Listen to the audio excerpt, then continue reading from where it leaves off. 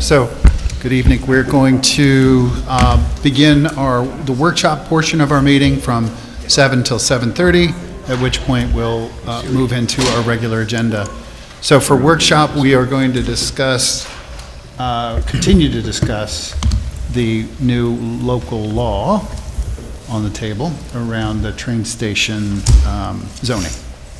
And Natalie's going to walk us through that. Yeah, so this is a continuation of the conversation from the last meeting.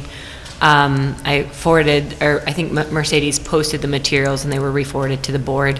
So just as a reminder, right now the waterfront area is kind of broken up into two zoning districts, 3 if you count the remaining industrial districts that are still down there. So Waterfront Park and then the Waterfront Development District. And so the proposed local law that's in front of you that's been referred from the councils in regards to modifications to the Waterfront Development District, so not the parks, right? So that's mostly mostly west of the tracks is the waterfront parks. Those remain parks. The local law that's before you is regards to the WD currently. There is a proposal to change the name of that district to the train station district to help distinguish it from the parks.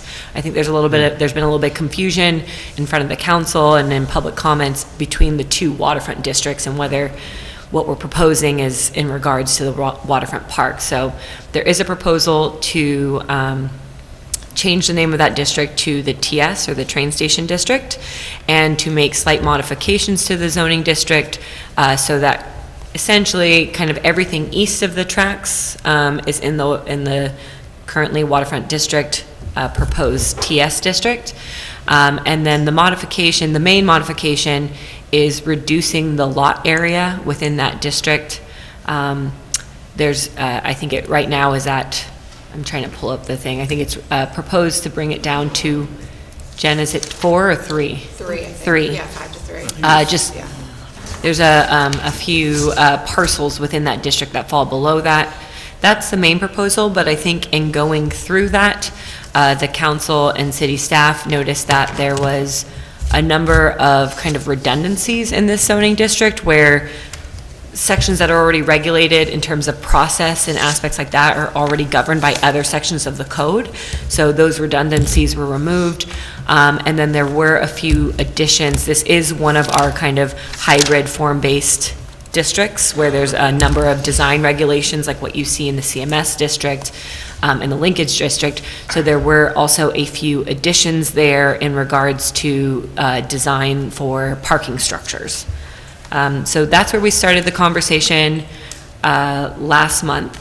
I think there was comments from the board of wanting to spend more time to be able to look through that, specifically with the proposed language in regards to regulations on design regulations with the parking structures, and other aspects about process and how traffic is reviewed. So I will say, I think I want to open up to the board to hear if comments have been further kind of mulled over. But I think one of the things I did want to bring up is that you will always have the ability, and I know kind of train station area, traffic, circulation, vehicles accessing and exiting is a large concern. So that will always be something the planning board can look at under seeker. That's always going to be part of your review. But whether we want to add language about that to the district, and I think there was some discussion about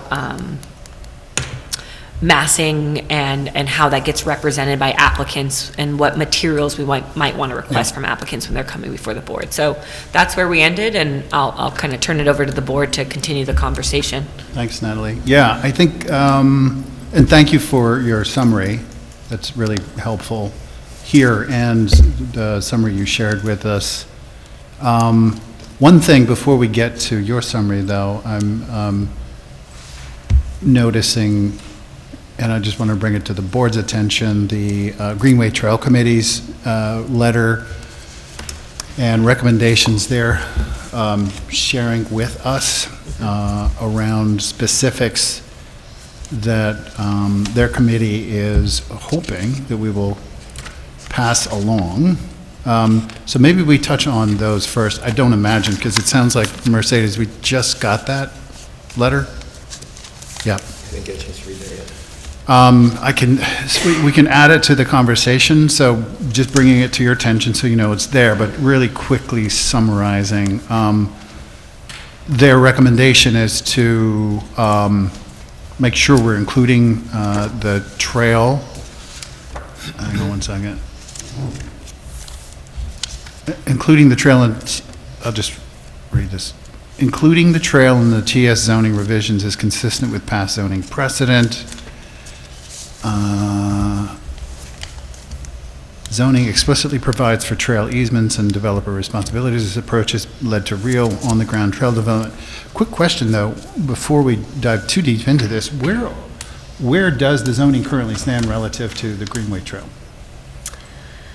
I'll search right now. I don't know if there's necessarily specific recommendations for how that should be incorporated. So I think this letter has also been shared with the council, and I don't foresee, I think it's a great add. I think the language could be strengthened. Let me, Oh, this is right. This is addressed to the council, right? So Yes. good. So we urge. I guess what we could do is just simply second it or, yeah. reinforce our agreement with the Trail Committee. So ultimately, what they're saying to the council is, yeah, no, certainly. I'm not saying we should do that right now. I'm saying bringing it to your attention, and then I was going to summarize. We urge the council to amend the TS zoning language to reflect the city's commitment to the BHRT and require its implementation. I think prior to us all reading it and digesting it, generally, personally, in support of reinforcing that message to the city council. So, okay. So we'll all read it.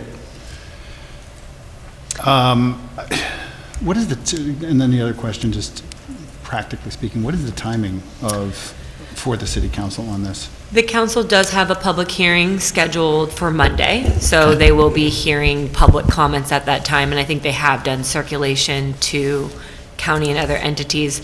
So I think the goal is to be kind of collecting all comments from the public, from the planning board, in the next week or two, so that they can act on that in their future working meetings. But they do have a public hearing scheduled next week. So Yeah. it's at least 2 more months. Yeah, so I think our So goal we have should some be, time. for today, yeah, I think our goal should be to try to wrap up comments back to the city council tonight, Tonight, so they okay. have them for their public hearing on Okay, so on y'all better read Monday. that letter now. It's not very long. Short. Can somebody What's that? email it I to said me? it's a short letter. It was, Mercedes circulated A lot of it words. earlier I don't have today. access to my Beacon email as Okay, well. I will I'll forward that to you. I have a question for you on this zoning. I have your, So the parking structures not permitted. I don't think I have. I was trying to confuse me. At gmail.com is my email. But is sorry. allowed as an accessory structure. that.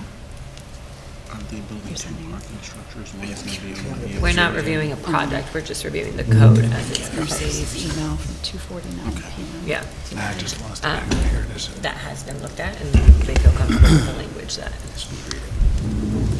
Yeah, I It's pretty say much it's did that. accessory to the train station.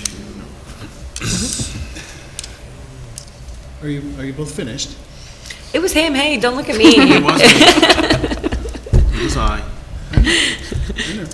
I know. Russo. Noted. That's with a capital R. So, some of the things you summarized and highlighted here relative to things that we should, as a group, put some further definition to for the council have to do with numbers 1 and 2 here, note to us. The first one being, yes. The first one being submission requirements related to massing. Yes. Yeah.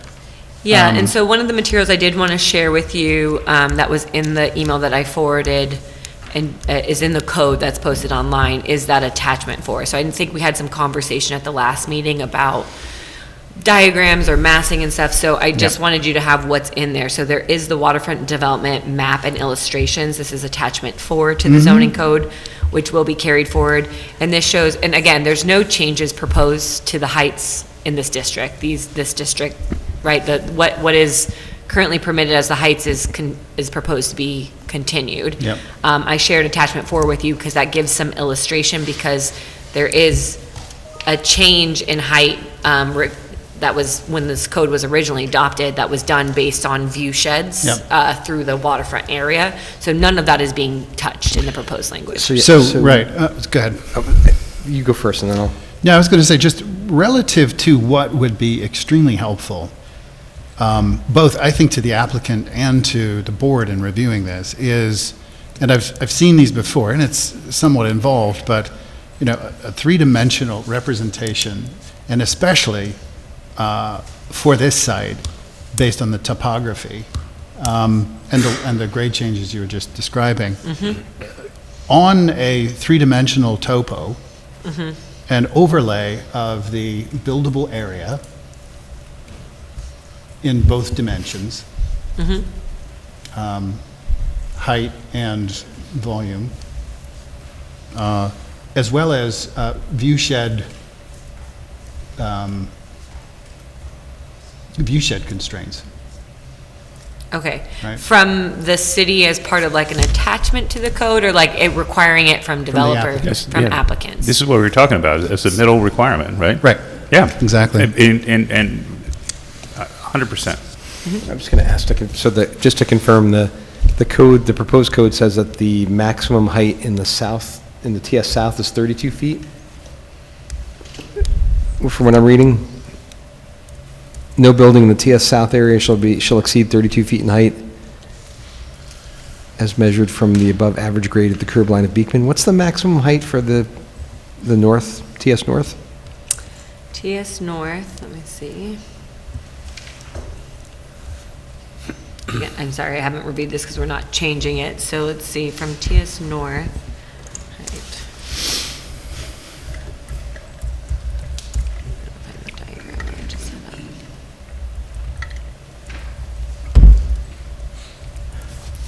If you want to continue your comment, I'll pull it up and I'll confirm for you, but I'm just going to look for that right now.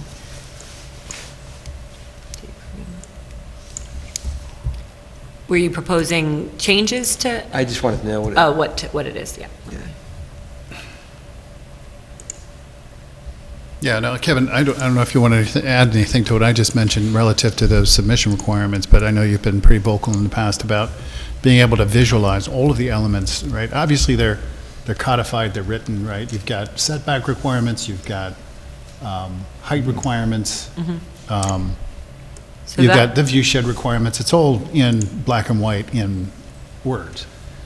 But, you know, the ability to actually start a review with the baseline understanding of what the, you know, the sort of full build could look like, right? In 3 dimensions, in context of, and again, back to the topography and the site, and any other constraints.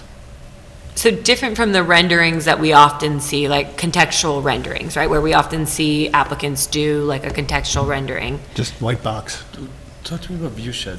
What do you mean by, what are requirements for view shed? Well, so take, for example, like, the view sheds are described as very specific, like from point A to point B and through X, Y, Z. So, I'm sorry? We have to create or identify...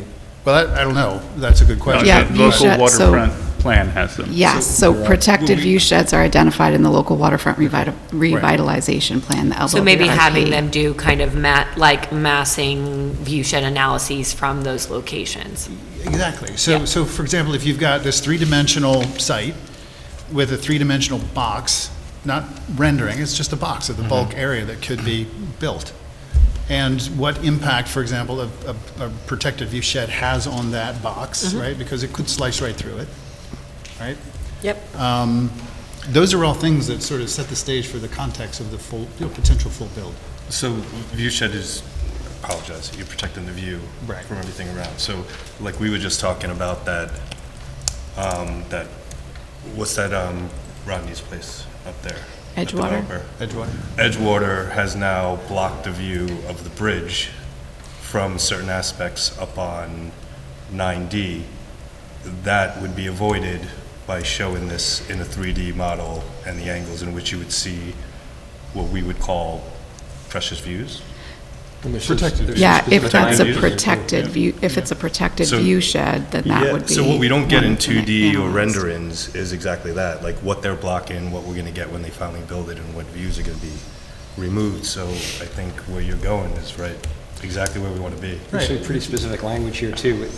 Specifically, the proposed language says, for the TS North area, building roof line should step down from north to south to follow contour and elevation of the topography directly to the east of the development site, and this is to preserve important public views from upland locations, so not to cut off views of the river, I guess, and important view sheds. Right. Yeah, and Len, to your question, maximum heights are all in the same area, 223-41.7, so north of West Main, I don't know if you found that section while you were looking at that, so it's, height may not exceed 75 feet from the average grade of the existing Metro North parking. And then you have those, attachment 4 is kind of showing what that looks like in terms of stories. And then there are identified view sheds, if you look at the LWRP in section 3, they go through, so Main Street and 9D is a view shed, Beacon Street and 9D is a view shed. So from there, I think, so what we're asking for is the applicant, as part of your submission, and I think this is already, can be required based on the LWRP and seeker and zoning, is this is part of their analysis. Yeah, and I think that the difference is, yes, the planning board would make sure that the applicant ultimately submits that before making any sort of assessment, but let's require it up front. Yes. Yeah. That's exactly Initially, what we're saying. with Yeah. the submission package, yeah, exactly. Yeah, I think it could save us But a lot isn't- of pain and headache later. Yeah. Isn't a lot of that being proposed to be removed, though? Those sort of submission requirements for the site plan in red? Aren't those, isn't that part of the revisions that are being? I think anything that is duplicative of submission Right, but I requirements don't, I have to tell you, elsewhere, I don't think it is rough. duplicative. A lot of these are specific to this context. Mm-hmm. The issues having to do with the site, with the garage, with the facade, they're very specific. The LWRP stands separate from the zoning No, code. no, I'm not talking So about that. those view sheds identified in the LWRP, any project that falls within that boundary. I was just talking in general about the submission requirements that are called out, that are being proposed to be removed, right? And that many of them were obviously specifically crafted for this location and reference the specific plan that was at the planning document that had the envelope that's part of the waterfront concept, right? And so what I want to be, what I'm concerned about is that debated and voted on language that was done sort of democratically is sort of being taken out here with the assumption that it's all just housekeeping. And I don't think it is housekeeping. I think that there's specific things that were intended to give the board more power to affect the design, right?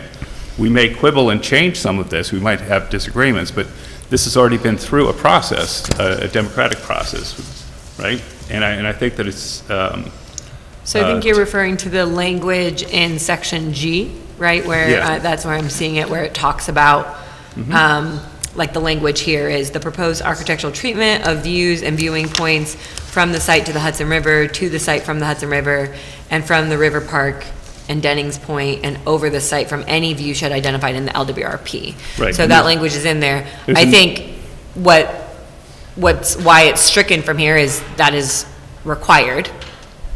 That's required regardless. If you are developing in the LWRP, I think those view sheds have to be considered. But I think what I'm hearing from the planning board is you maybe want some of that language to still be retained.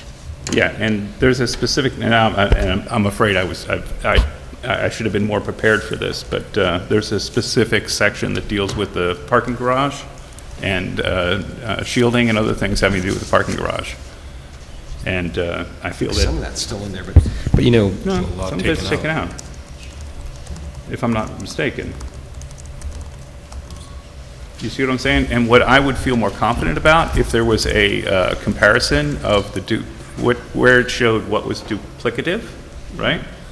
And what was, and showing the location where it was duplicated, right? So that we could confirm that that's the case. And it would then highlight things that were specifically crafted for this location in this particular thing, that hasn't been done. There was another thing that was described to me, which was the map change. And I was told that there's a proposal to change the zoning map because of the way the parcels are set up. And all I see is, I see one map, not two maps. I'm not seeing anywhere where it shows where the parcels, what's being proposed, and what the change is. Do you see what I'm saying? We saw those last month. What's in your package is, what's in your package is what's being proposed. What's anywhere else on the city's website is what exists now. Okay, so that's, like I said, that would have been, We- okay. We looked at those side by side last month. Yeah, we Yeah. had them last month. Yep. Yep. So again, I think back to this idea of this applicants for these particular parcels, the submission requirements being pretty prescriptive around, So looking back at some of that language that was stricken Yeah. and maybe retaining some of those specific requirements for submission requirements. That, and again, I can understand wanting to make sure that it's clear and not duplicative, but making sure that, to Kevin's point, we're not removing something that is Yeah, prescriptive enough around just exactly what we were talking about. Like, for example, Yeah. the sections go only so far. They don't show the full context, the full site development potential. You know what I mean? The They're sec- diagrammatic. The Oh, yeah, these this sections- attachment four, yeah. They're simply Yeah. diagrammatic. Yeah. So again, the idea is in three-dimensional form, so that it can be clearly understood. The bulk max build, yeah, based on the code, yeah, with any other constraints like view sheds overlaid in 3 dimensions in a three-dimensional, GIS map accurate context of the site, especially as it relates to topography. So again, like, for example, I don't know if it's the case, but there's instances where, the height restriction might conflict with a view shed requirement, right? the max height and the board may choose to, yeah. And you won't really know that until you actually see it in 3 dimensions. That's exactly my point. So I think just as a tool for all of us, and to be able to set the stage early, to Jennifer's point, Yeah. around those parameters, really just the parameters, before Yeah. we get into all the other details that we're going to get into around aesthetic and what I- have you, traffic. Yeah, I mean, I think I feel comfortable conveying that comment. I think that is fully within the planning board's right to require that Yep. for any project, but I think the desire here is to still have that really clearly Yes. Yeah. explained in the code. Yeah, I mean, Yeah. John, we've all struggled sometimes when there was vague language, right? Or Yeah. not specific language to hold people to a higher design standard, right? And the more specific language for a specific location, especially ones that have been sort of vetted, the more I think we have the ability to improve the outcomes. Sure. You know? Agree. I have 4 comments on design standards language. Shoot. That, and one of them, I'll start out with the parking decks, because we're talking about it a little bit. The language in here says, screening should prioritize green screen or similar landscape treatments such as climbing vines, living walls, or planter systems to soften the appearance of the structure. When green screening is not feasible, alternative architectural treatments, including decorative facade panels, louvers, patterned masonry, or other high-quality materials may be used. I want to ask the board the question of, do we want to take any of these out or recommend that, like, for example, louvers? I've never seen a louver at a parking structure screening that looked like something that was aesthetically acceptable to me, especially on the waterfront, the train station district. So, and if we leave something in that we're kind of like, we feel conflicted about, we're going to be stuck with it. Somebody's going to say, hey, louvers are permitted. It's an acceptable solution in the toolkit here. And I think, my opinion would be that there's a little bit of design flexibility in there. as long as we, I agree. as long as we muscle it, Right. Right. and we don't always. Because I don't know anybody who's been in a place where they built a large parking garage and said, oh.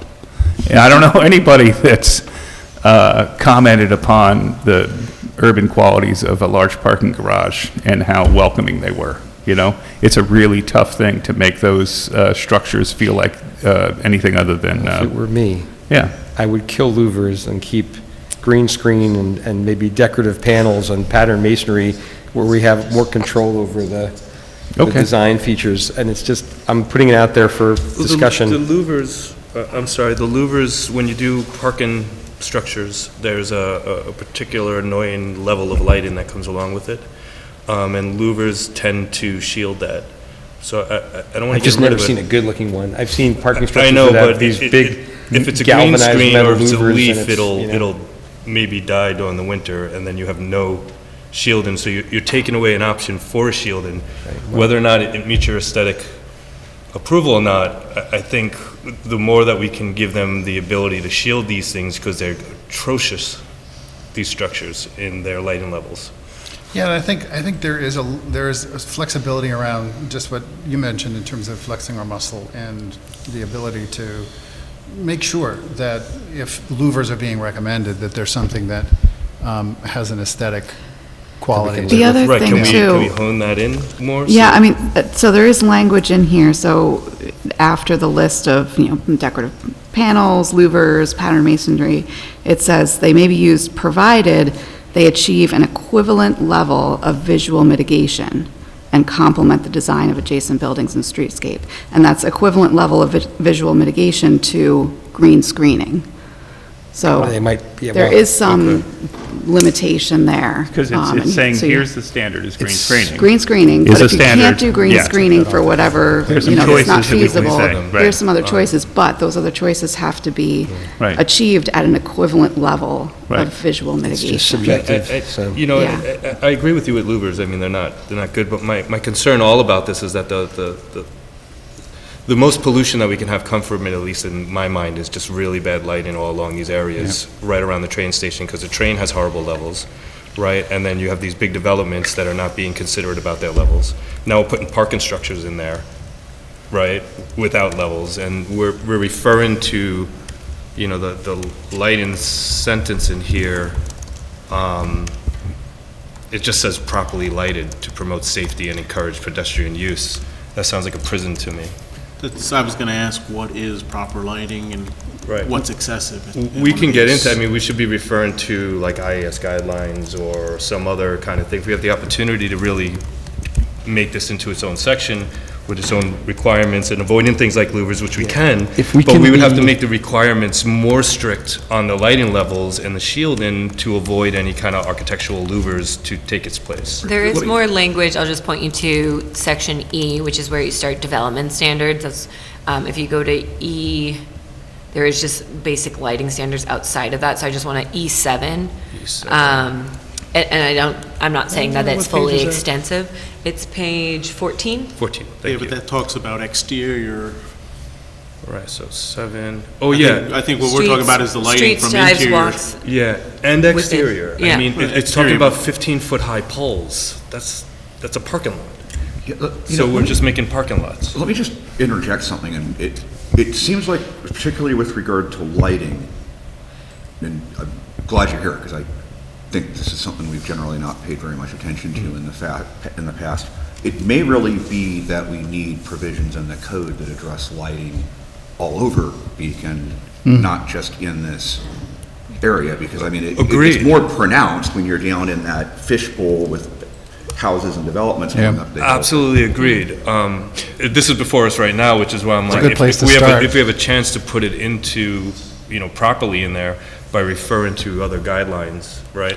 there I apologize, specific- I don't know what 223-14B is, That's our the lighting standard. section. but that's our code. That's the ones that we typically look at where we've kind of We've talked through kind of those. talked and- about yeah. those, okay, so they're all kind of generalized and old. But if- There I are think that- new yeah. kind of development levels that we can talk about, and there's new guidelines that we can apply that will take everything down lower and make everything softer and less pollution-based. Yeah, and I do think that's a good recommendation. I think we have been, I think to David's point, talking about that on a more like general, but I think if there's specific language, maybe one or two things, and maybe it's a piece now and then we do general later, but I think if there's some language there about referring to dark sky compliant or, things like that, that's not in there yet, that I think that's I think that's something that can be added specifically for the waterfront. And I don't know if it's talked about in the LWRP. I know it comes up a lot when you're talking about waterfront developments. I could at gather Gillies. this information, I just won't have a response to it swiftly like today. And I don't know the process of putting that language before anybody. I think following this meeting, Jennifer and I usually try to summarize the comments and then get them to John before the letter gets. So I think there's a day or Okay, two so of there's a day or two we getting can- some okay. additional language to us to Right. incorporate in that letter. Yeah, and my personal feeling is, because right now, what the code is doing, what this provision, this new revision is doing, is it's pointing the applicant to the The general standards. general. Yeah. Right. right? So rather than wait for the general, we should incorporate it here. Yes.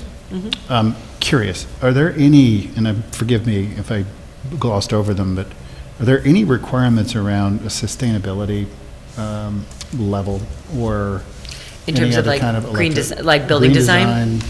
Electrification, limiting fossil fuel use, that kind of thing? We can't have that in new construction in Beacon, right? Yeah, all buildings have to be electric. Okay, so we're all electric now. Okay, good. Yeah, and they follow the New York stretch. Do we, Stretch, okay. and I'll be really quick, do we feel like we have strong enough language for facade breaks? It's the same language we always have, larger buildings shall incorporate significant breaks in the facades and roof lines at intervals of no more than 35 feet. When we're often dealing with this on Main Street projects, I think we generally have kind of relatively simple solutions, like a brick pilaster every 35 feet or something. I feel like this, if the scale of this development is large, it's going to require more muscled solutions, and if we feel like that language is okay, that it just requires something every 35 feet, I think it's always hard when we say a break and it must be a pilaster, because then well, we're it kind doesn't of say, locked in. it But doesn't say it must be, and Yeah. it shouldn't say that. I'm just saying that, what I would say is that Often what some we do- visual relief, which I think it says right now, is appropriate, and whether 35 feet is, too much to provide that visual relief, I think that's the sort of subjective piece.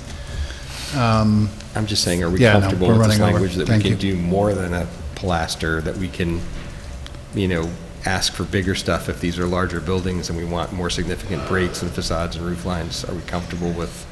Yeah, I this think, language? again, if we're gonna, so we're at time, we're actually over. I think if there are other things that you want to make sure that, just as Jim has mentioned, he will get back to us with in the next day or two, you want to make sure that we get to Natalie and Jennifer. We should make sure we do that. Just to close out there is a section on energy efficient buildings in addition to the Good. city's standards. So there is you must meet or exceed LEED silver rating or equivalency. Oh, excellent, okay. Yeah. Yeah, I missed that. can And I- yeah, in the city, we call it local law 97, so I forget about stretch. Yeah. Can I make one final pitch? That we change the name to the Transit District as opposed to the Train District?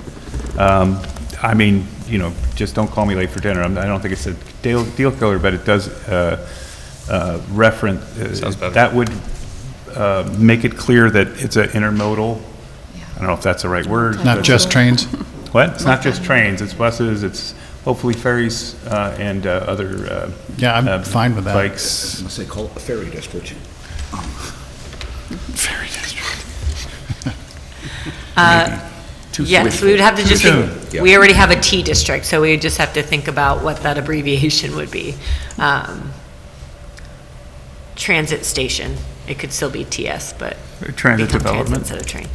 TD? But that's. Transit no, development. TD is the transition development, am I right? Call it the Is it the commuting T district. district? T, it's just the T. That's It's just just T. the T. We don't include district in the TD? abbreviation, so if it Okay. was transit development, then it The would be TD. Okay. But 'Cause it is- I think the it's- comment of the potential consideration of the name of being more expansive than just train as the transit available in this area. Yeah, I think Just a that's a suggestion. fine suggestion. Okay, we're at 7:37 right now. So we're going to move into our regular agenda. Welcome, everybody, to the November meeting of the City of Beacon Planning Board. First item of business, we have our November minutes we need to approve into the record. Any thoughts, changes, other modifications? Otherwise, we'll go to a motion to approve. Motion. Motion by David, Seconded by Len. second by Len, all in favor? Aye. Motion carries. So, first agenda item, public hearing and continued review of application for subdivision approval, residential 17 Church Street, submitted by Scott Lerman. Good evening. Good evening. I'm Dan Kohler with Hudson Land Design, with the engineer for the applicant. Okay, we're proposing a two-lot subdivision of a roughly 0.46 acre parcel. It's located at the corner of North Elm and Church Street. There's an existing two-family house on there. The new lot would be roughly 6,000 square feet and accommodate for a single-family home.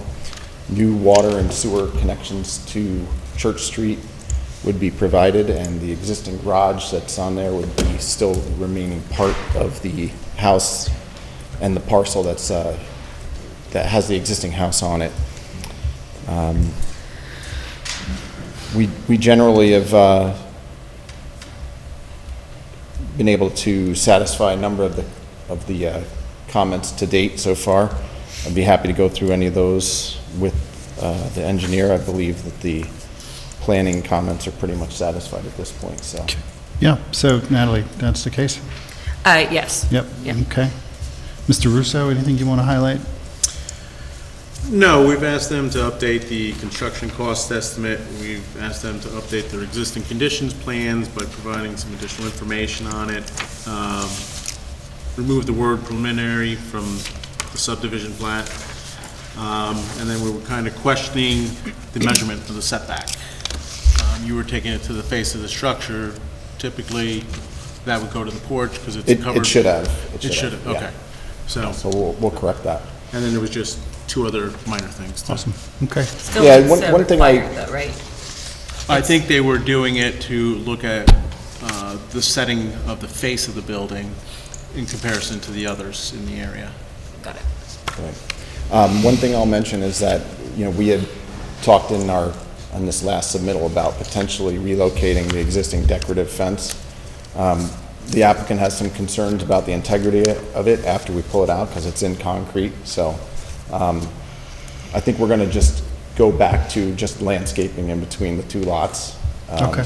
And if the fence is able to be moved, they may choose to do that, but I'm not going to say that we can definitely do that. So I think we can definitely do the landscaping, we know that. Yep. So in lieu of what we showed with the decorative fence, we'll go to a landscaping option in between the two lots. Understood. And, Are you representing that landscaping? No, we haven't, but I will put it on this next plan for next month. Yep, okay. Yep. And the other thing that I put on there, and it was a little ambiguous, was no basement proposed. That may or may not be the case when somebody goes to buy that lot. They're not looking to build this lot, so we don't have a house plan on it. We don't know for sure if they're going to or not want, Yeah, so I think, so. as long as you're not indicating slab on grade, then, or anything specific. Do we know if there's rock in the area?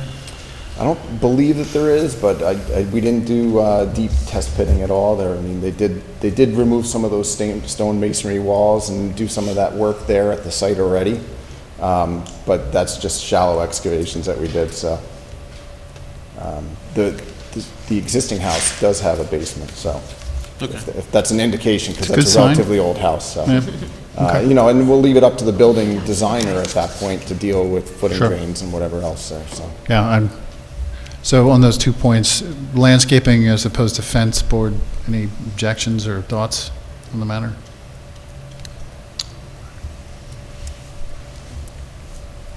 Okay.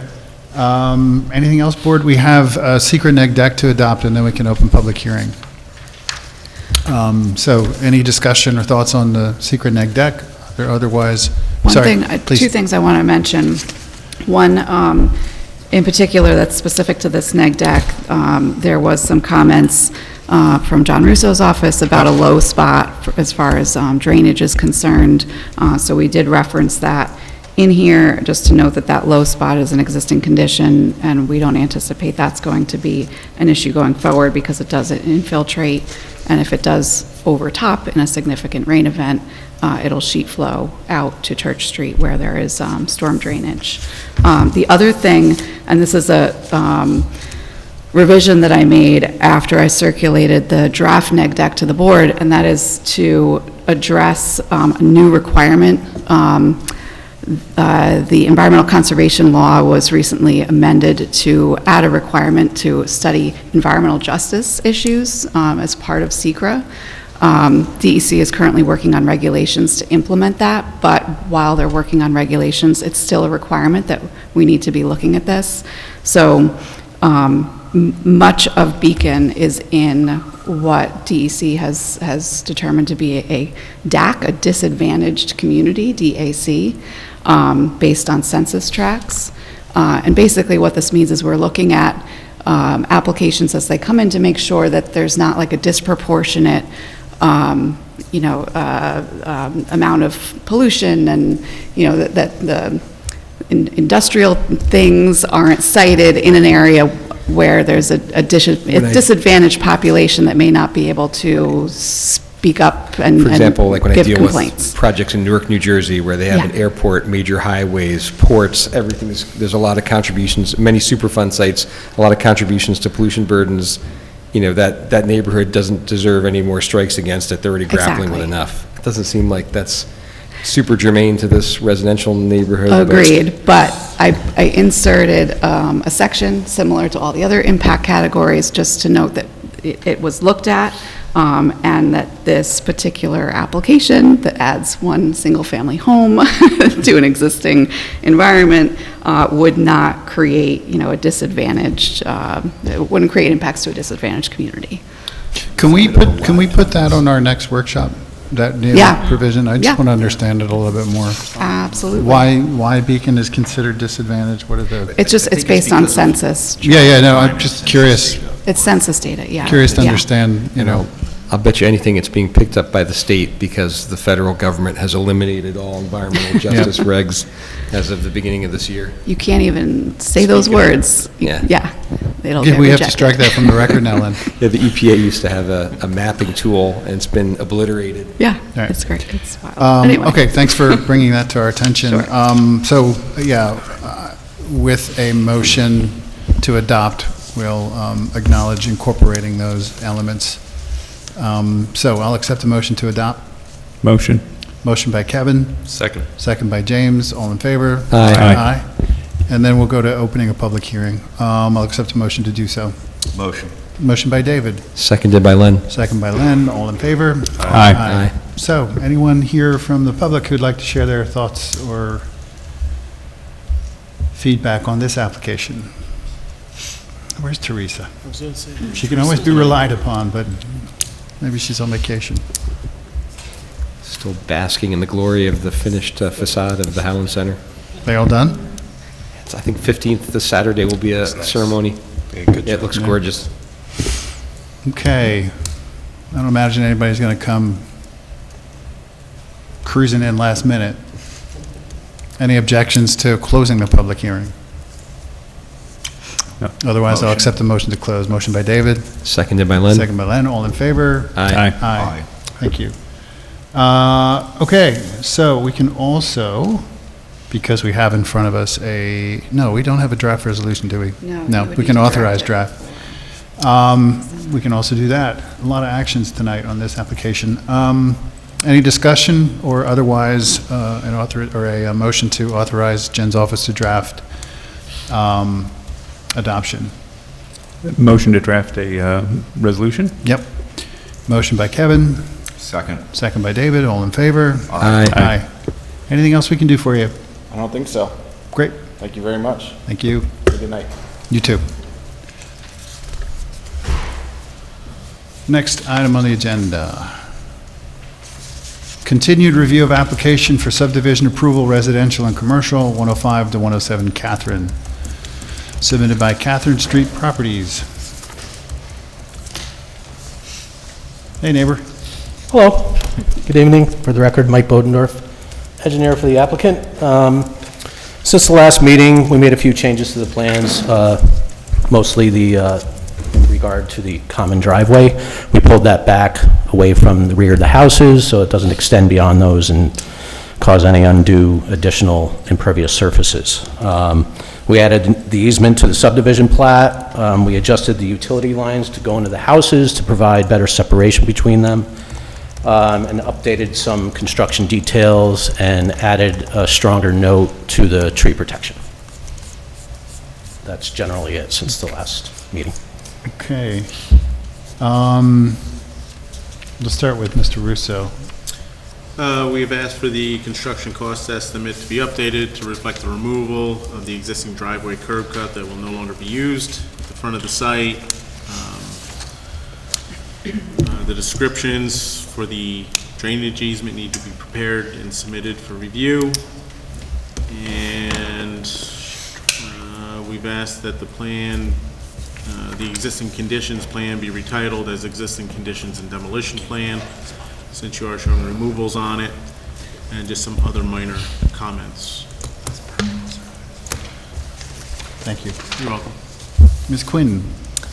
My comments, mostly just clarifying, because I know the past few meetings we have discussed preservation of some of the existing trees in front that do provide kind of a landscape feel on the street. So I think, as Mike said, the note was added in terms of protecting those, additional protection for those, and then there is still the note that was there previously about if they are unable to be saved or damaged in any way during construction, that they be replaced. But preservation is preferred, and I think that note has been strengthened.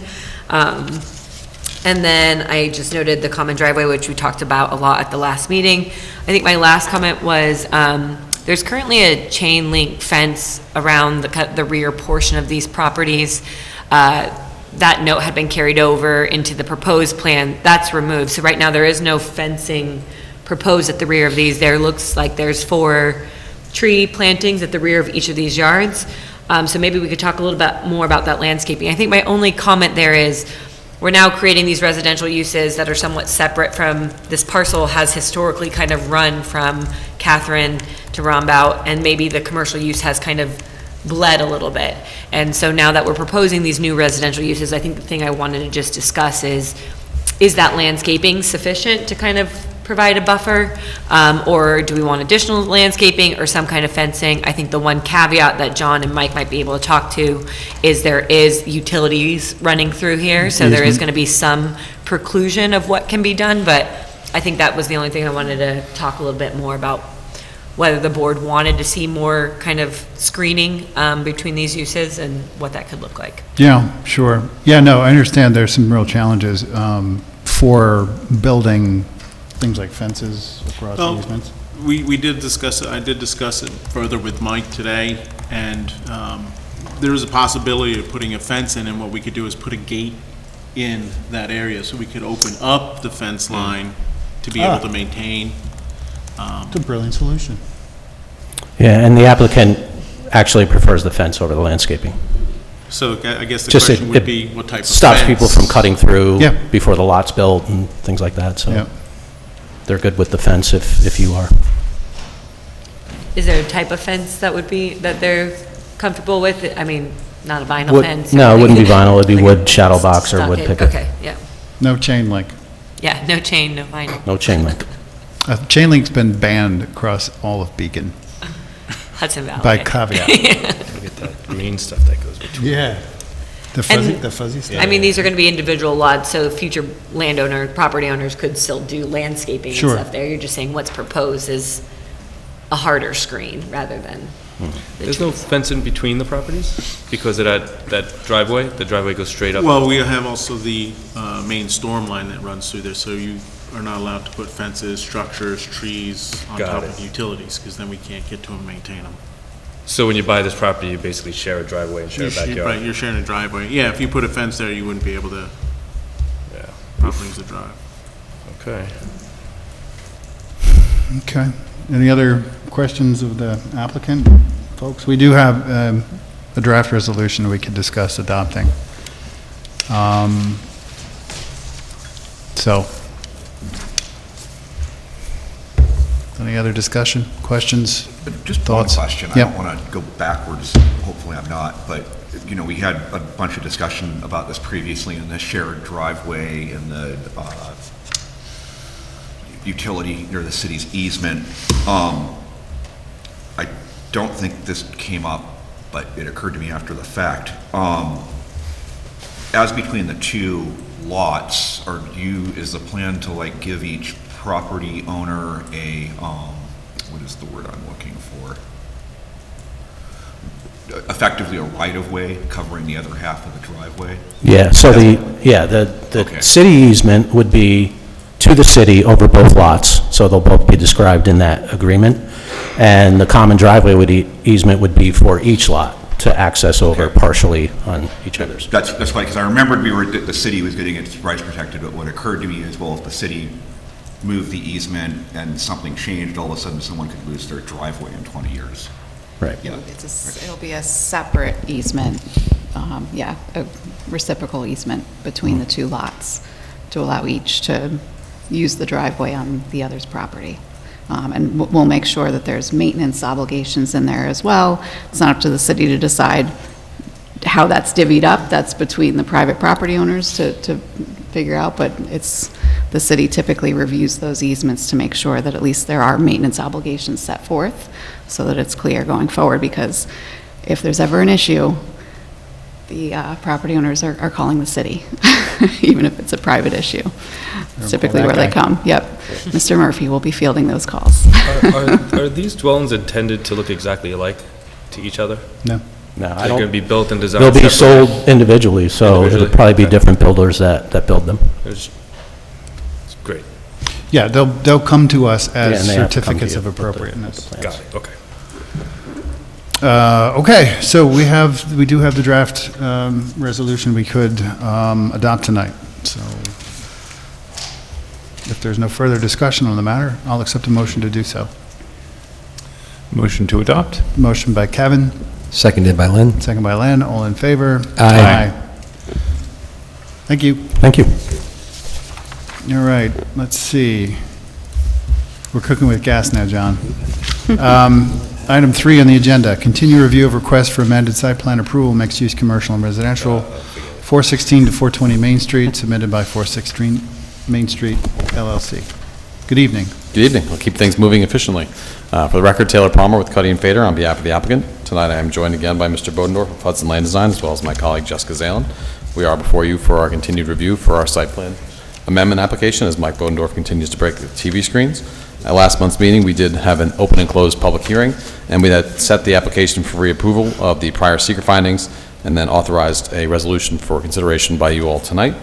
To further assist you all in completing your review, we did submit a revised site plan showing some additional landscaping and some seating in and around the public green space behind the 4-story mixed-use building. And then specifically, the site plan is now depicting the additional landscape buffer. Oh, thank you. Over there. A boxwood hedgerow located between the public green space and the parking area, and has 2 movable public benches within the public green space located along the landscaping along Skank. Lastly, but not least, they are as requested by the planning board engineer, the applicant has also agreed to fix the South Street sidewalk and the drop curb along that frontage. So we'll certainly check into if there's existing bonding monies, or if it needs to be replenished, we'll do that for those improvements. We've also had a chance to review that draft resolution, and as Jennifer mentioned, just highlighted the new seeker provision, which changed from when the original application was approved.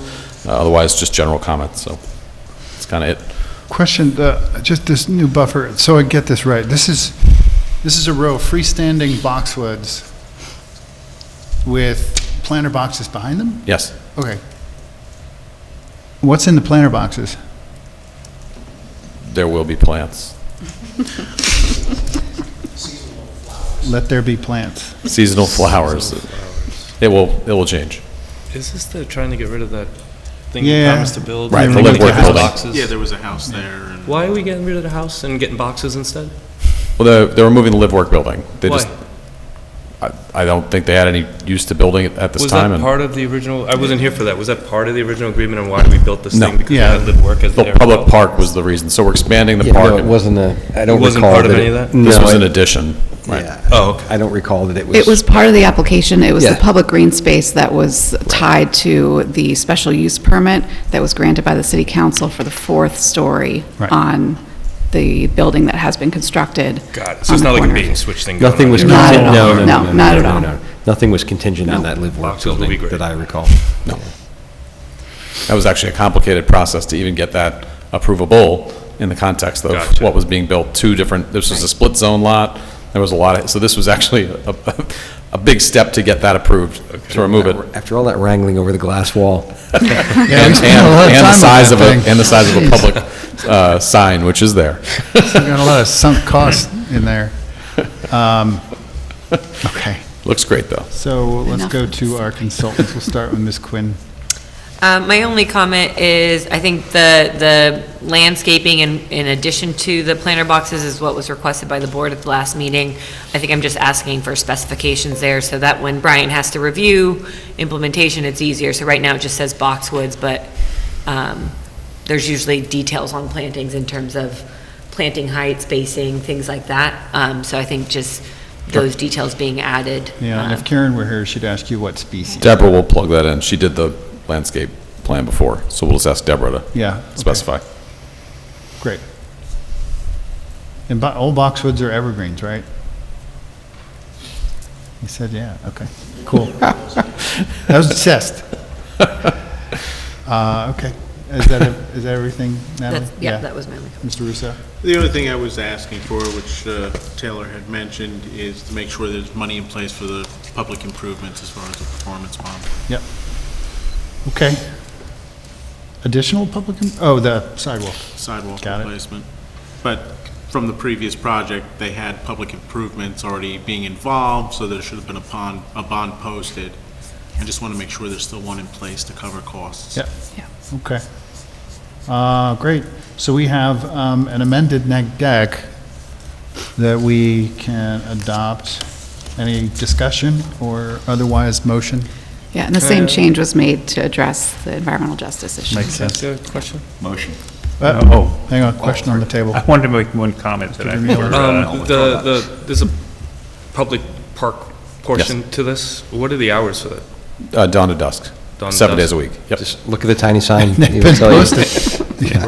Is Speaking there, of a lot of time spent, I just hate being a broken record about this, but is there any consideration for any kind of lighting along all this? I don't think so. I think that what's proposed is what's there. I don't think they were including any more lighting. There is a large street light. Yeah, there's two immediately streetlights at the behind this- corner. This property that I. Got it. It just obliterates everything? Yep. It lights it up pretty well. Cool. yeah, and since it is dawn to dusk, there's no activity in the park, so Is there anything that tells you you can't be in there after there's a this? sign. And is there any Signs. safety lights in there? Can I drag somebody in there and hurt them? Could, So why are Then- we not talking about that? and you It's get, not, it's not too invisible. I mean, It's You know, you pretty would wide s- open. you would see from the visible sidewalk. area. It's only like from you to me, the width of it is not bad. Yeah, it's not a very deep. large park. and it isn't. And then it's residential around it. It has those two large street lights. yeah, it's just like you dragging somebody into somebody's backyard. We had a concern What's on your when, mind, Mr. Demille? And you've got Safety residents right plan. across the road. Safety. Go into a weird. I don't disagree with you though, That's because when the original design had like a soil berm between Yeah. the street and the Right. park that was seating, and I was worried about something being able to happen behind that would be concealed, you know, but I don't think there's really a lot of opportunity for. You guys watch No, so and much you have the true crime. restaurant there unseen. looking right out into it too, so the lights on the restaurant. You have, Yeah. and then you have the benches that are also where the generator is. I mean, you have some, Yeah, the patio for the back of the wild abuts the park, so it's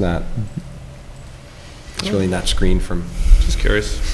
I don't agree with any of this. Oh, and the one comment I wanted to make was I miss Karen's comments on the boxwood as a selection.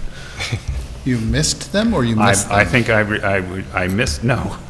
I regret that she's not here. I Yes. see, you miss Yes. her. Well, we'll have to make sure she knows. We'll send her a note. Anything else? That's it. So, I think Deborah and her tend to align, I feel like, so Deborah's got a pretty good eye. she does. So, motion to adopt amended negative declaration. Motion. Motion by James, Seconded by Len. second by Len. All in favor? Aye. Aye. Great. And then we do have a draft resolution we could adopt tonight. Any discussion on the matter, or otherwise a motion to do so? Motion. Motion by David, Seconded by Len. second. All in favor? Aye. Thank you. You're up next, I am indeed. which is continued review of application for site plan approval, mixed-use commercial and residential, 291 Main Street, submitted by Telephone Building LLC. Good evening again. Good evening again, Mr. Chairman, members of the board. Taylor Palmer with Cuddy and Fader on behalf of the applicant. Tonight, I'm joined by Aria Siegel, our architect, as well as my colleague Jessica Zalen, and Mike Bodendorf of Hudson Land Design, together with our historic and cultural resources expert, Beth Selick, or specialist, excuse me. We last appeared before you in October. I know you have your consultant on the Zoom, where the board was again considering a resolution potentially concerning our application, and then deferred time to allow Mr. Tilley to prepare his office's memoranda, which was then received by your board on November 7th. We've had a chance to review that memorandum, and as RA will go through in just a second, or will actually, if you could, just put it up on the screen for me when he gets it off 416 Main Street. We've agreed to make a small suggested change. We didn't submit the plan, which was to remove a punched rectangle from the building, which was sort of reflecting or carried over from what the punched rectangles that are on the telephone building. So RA will circle that up on the plan. So it's more fully detailed in our October 29th submission. There are only minor changes since we were last before you, again, sort of further addressing the lighting comments, as well as the landscaping and the rear fencing with the residential neighbor there. With that, we're certainly pleased to go over any other comments, but again, we know you have your consultant online, but we do respectfully submit that the applicant and our team has worked very hard to design this building, and so it's compliant with the HDL and CMS standards as they're presently written today. The building is also designed, of course, to continue to preserve the prominence of the telephone building as compared to the subservient addition. Among many changes to the revisions, that of course included additional setbacks on Main Street, and the addition, of course, is lower in height than the existing telephone building and steps back from both Main Street and South Brett's frontages.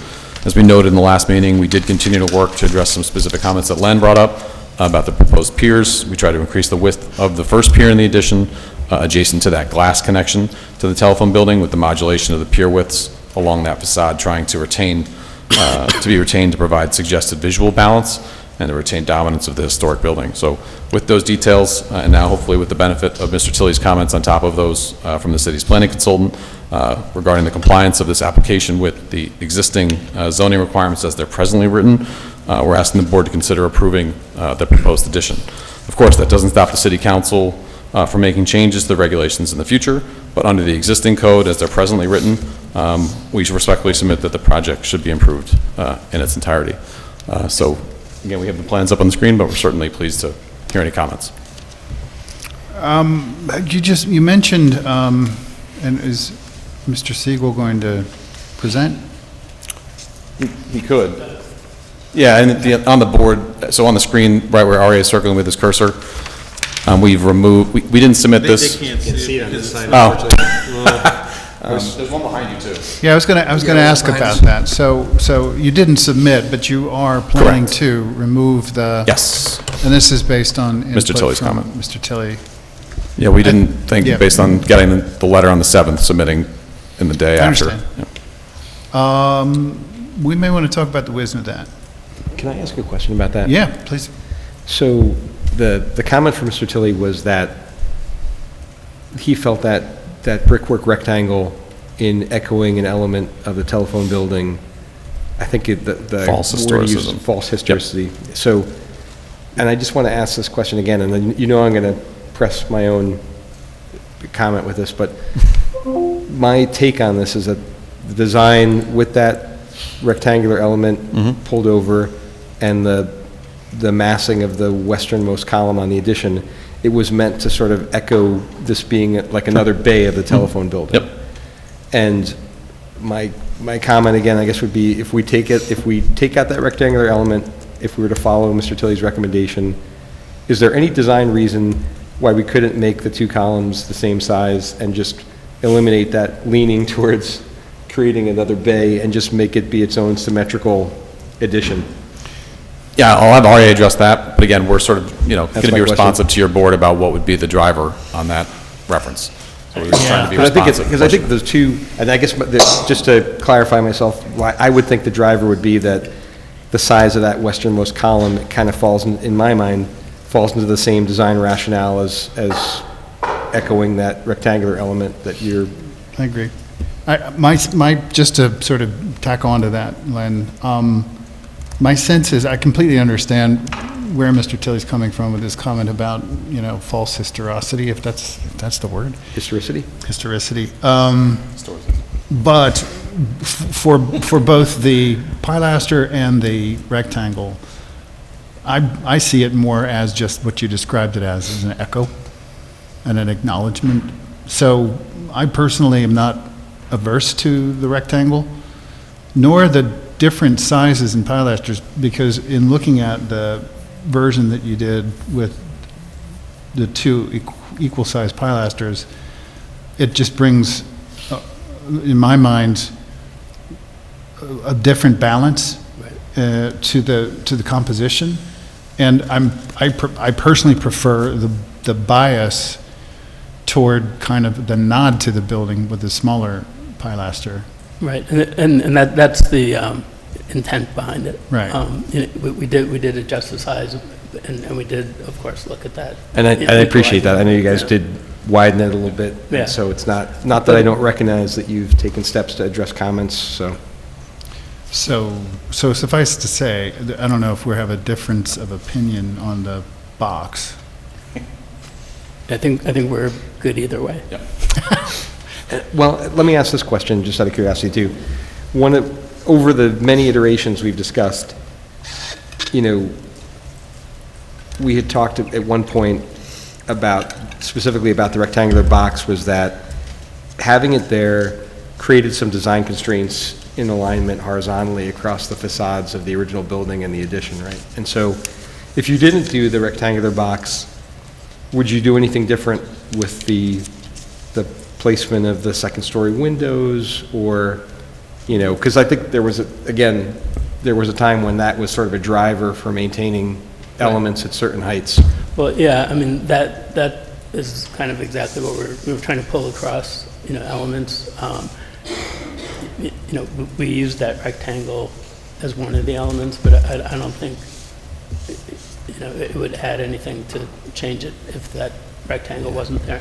I'd personally rather see the elements maintain the relationship. Yeah, then at least it gives you some, idea that You pull the lines of the windows across. They're different windows, they're different configuration, Right, but at least they that are. relationship is the same. Same with the top line of the lintel on the new storefront. It aligns, it's pulled across. And so I think those relationships being what they are and appropriate, should you remove the box from the middle there, it just becomes this sort of more modern blank element that I think it actually detracts if you were to remove it. That's just my opinion. Anyway. I think if Stashan Kelsey was here, he'd say, keep the box, keep the box. Or no more four, but one of those two. Anyway, so anything else you wanted to add as far as the design before we go to, I think we'll go to our consultants and we'll start with, if he's on, Mr. Tilley, just relative to his observations as our consultant on the question of appropriateness. So are you on, Scott? Yeah, can you hear me? Yeah, we can hear you loud and clear. Technology is working today. Again, I'm sorry I can't be there in person, but I did come down with bronchitis, and thank you for arranging the Zoom. I guess, basically I've based my comments on the sections of the code, the preservation sections of the code, as well as the zoning code. And as I looked at those, the bias in the Main Street district is to sympathetic and even emulative approaches to new construction, to additions and new buildings. So there's a real context that the statutes are trying to reinforce. And so I cite the particular portions of 134.7 which seem to apply to this structure. And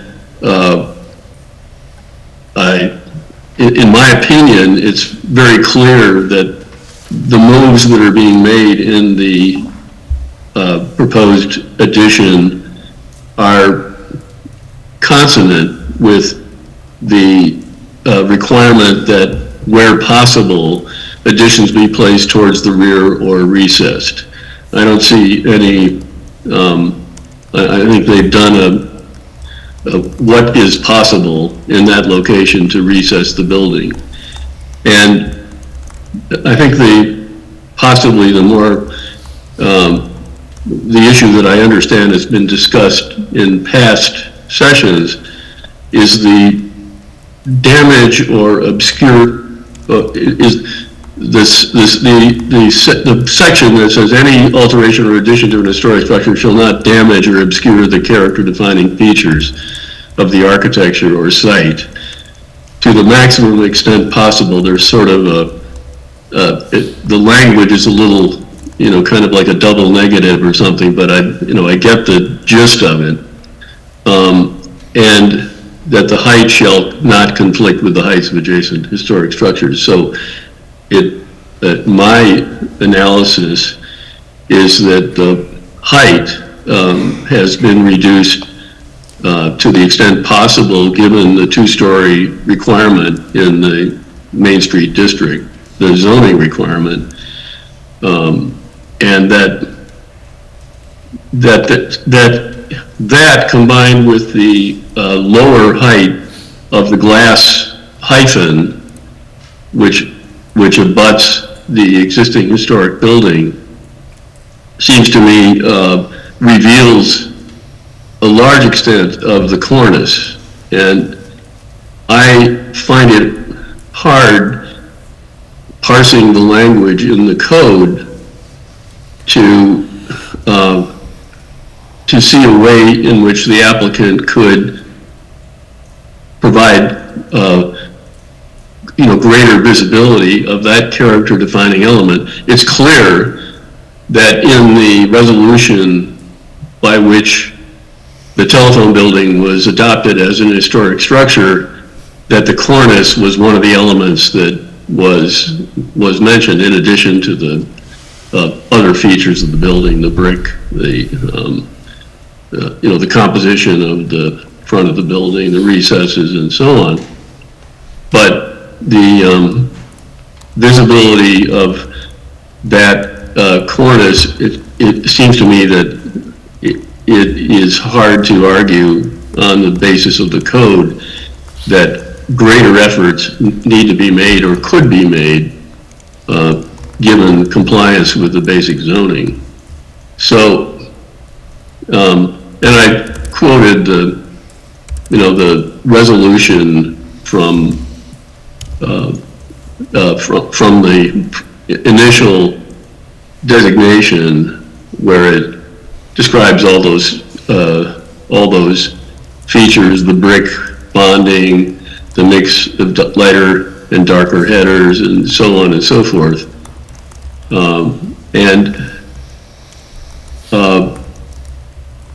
So I come out in the fact that these three, the recess, the height, and the approach to visibility of the character defining elements of the existing historic structure are compliant with those standards in 134.7. And the one that you were just discussing, the it seemed to me, as I looked at that A2, in which the state that compatibility does not imply historic reproduction, it seemed to me that the quote, while other features of the addition are somewhat modulated, the cornice, even the brickwork, in the sense of it's not emulating that brickwork that's noted in the resolution as being characteristic of the building. And it seemed to me that a quote at the same scale as the existing building on a much smaller composition was calling attention to the fact that it was a literal quote and not a scaled down echo. It's a literal quote. And that seemed to me was not consistent with the prevailing standards in the district. So that's my opinion, and but that's how I came out on that issue. Okay. Great. Thank you, Mr. Tilley. Any questions of the board or by the board of Mr. Tilley? I had one question, which I'm trying to look, not finding the thing, that in part of your memo, you say that not building is not part of is not a question that we get to have, right? Or it's not part of the mission of what you're addressing, right? It's certainly not a part of the mission that I'm addressing. I was asked to evaluate this composition, which is a proposed built structure, for its compliance, and the no-build, obviously the no-build alternative is always there in every project, but so you're not implying that it isn't possible for us or reasonable for us to deny it. Well, I see that in each of the standards that I evaluated, it was compliant. I don't see a basis in those standards for denying the application. The language in the standards is somewhat flexible. They keep saying to the extent possible, to the maximum extent possible. Now, there's a discussion about what is the maximum extent possible, but it implies that it's the greatest effort under the circumstances, and it doesn't lead us to an alternative of no build. It seems to me it's always saying possible. What's possible? You didn't look at other layouts or plan options. I did not. Okay. Yeah, that's kind of what my concern here was, because as you note correctly, the ultimate question here is how much is possible, is more possible. As you note, that's basically a judgment call. But before we even get into this analysis, you're saying not building an addition would have no impact, but it is not an option for review. Then building a one-story addition would obscure character-defining elements from fewer vantage points in a two-story building. Zoning doesn't allow it, so the analysis must be applied to the proposed two-story option. But the applicant has not demonstrated that it would not be possible to get a variance, meaning that is an option, and if we deny this request, the result would be nothing would be built. So I think that's also an option, and not accounting for those options and then saying we've done as much as we can doesn't really seem to be a fair analysis. I just want to clarify one thing. A denial, in order for this board to deny the application, you need to identify at least one of the standards that we're talking about here, both the CMS standards and the HGLO standards under Chapter 134, that this application does not meet. Right. right? We've had So- extensive discussions. about Yeah, those yeah, it particular seemed things, like yeah. that was getting muddled a little bit, so I just wanted to make sure that was Yeah. clear. I think everybody could probably stand by the. Right, and so what Mr. record. Tilly was charged with was taking the application, what has been presented, and reviewing that for compliance with the standards that you're reviewing the application under. And his memo is a result of that review. And if I may, the applicant can't be requested to pursue a variance alternative. It would have to be an as-of-right, and this is the minimum building height permitted. So to suggest that the applicant could seek a variance relief is certainly true. So too could the applicant seek a variance for a 10-story building. But the board could say, I need to see, this is, almost Penn Central to a T. We didn't say you couldn't build 50, but if you sent us 30, if you sent us 20, like they could have been in a perpetual discussion forever. So purposes of discussion, that would not be a permitted use. We couldn't propose a one-story building here.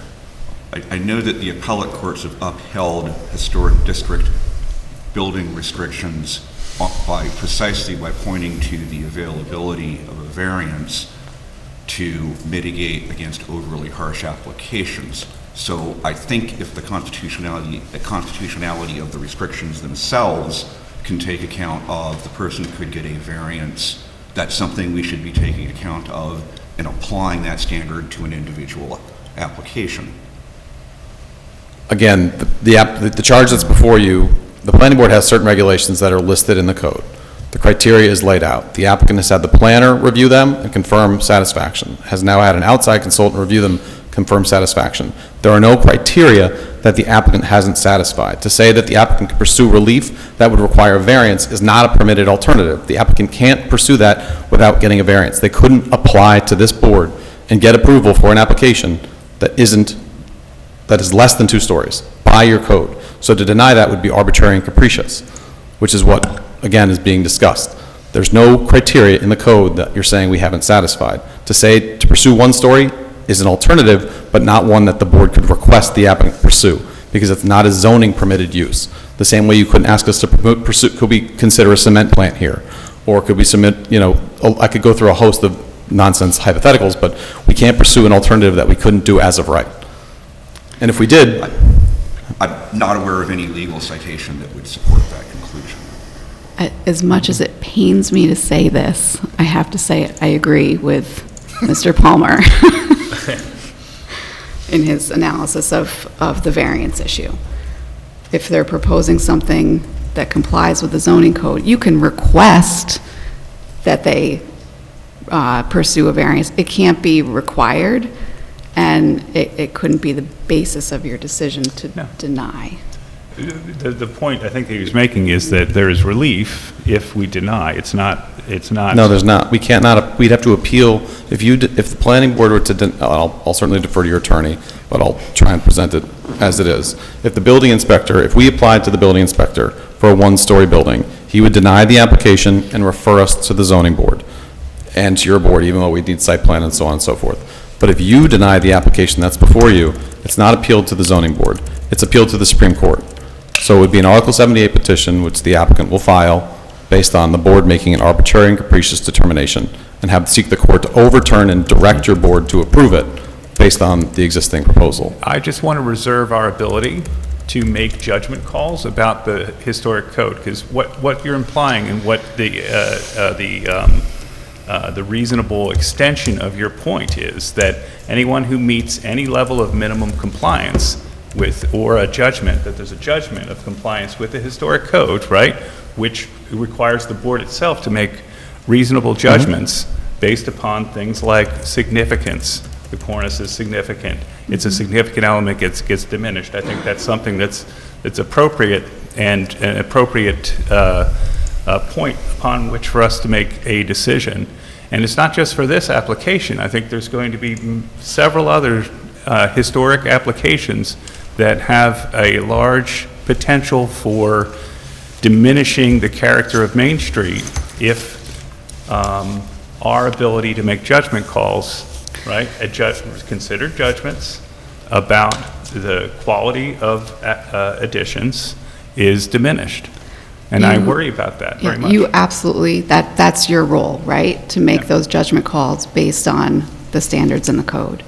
However, it's not completely unfettered, right? It's guided by your consultants, it's guided by the text of the code, and here you've had now 3 professional consultants, from the city guiding you in this process and giving their opinions. But we can't, it would be arbitrary and capricious, frankly, to ignore those professional opinions. So. Clear. Can I interject something here? Yes, please. Yes, Steve, thank you. If one looked at the hypothetical of a one-story addition, it's not clear to me that the benefits are that great. In other words, you're still obscuring maybe you're obscuring a slightly lesser fraction of the cornice, and but the benefits have to be weighed against against the issue of prevailing zoning and the kind of negatives of moving in that direction. So I think that analysis, which the applicant obviously isn't required to do, but if one does that as a sort of thought experiment, I would suggest, and you could almost do it with Photoshop, looking at at the car wash, and sort of look at what the benefits of those are from various vantage points in the downtown. And it seems to me it's not that great. And that's my opinion based on looking at the code and looking at the application. But I would think that would be, before moving in that direction, I think that the benefits should be carefully calculated. So if I may, Len, just to respond, I haven't been able to respond to Kevin's point, and I don't mean to interrupt you, but Kevin made some points, and I do want to just address them. I think one highlight to point out of Mr. Tilley's memorandum also highlights the adjoining car wash, right, and the future development of that site, which is also under a 2-story mandate, right? We've taken you for a drive down Main Street in both directions, fully visible on 3 sides.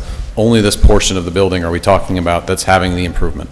Not the full building, not the full height, not up to the existing cornice, a lot of preservation, setbacks, other efforts.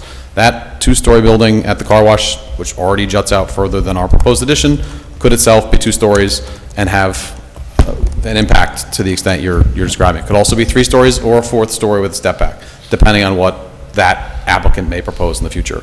So that's a consideration for this whole project and purpose.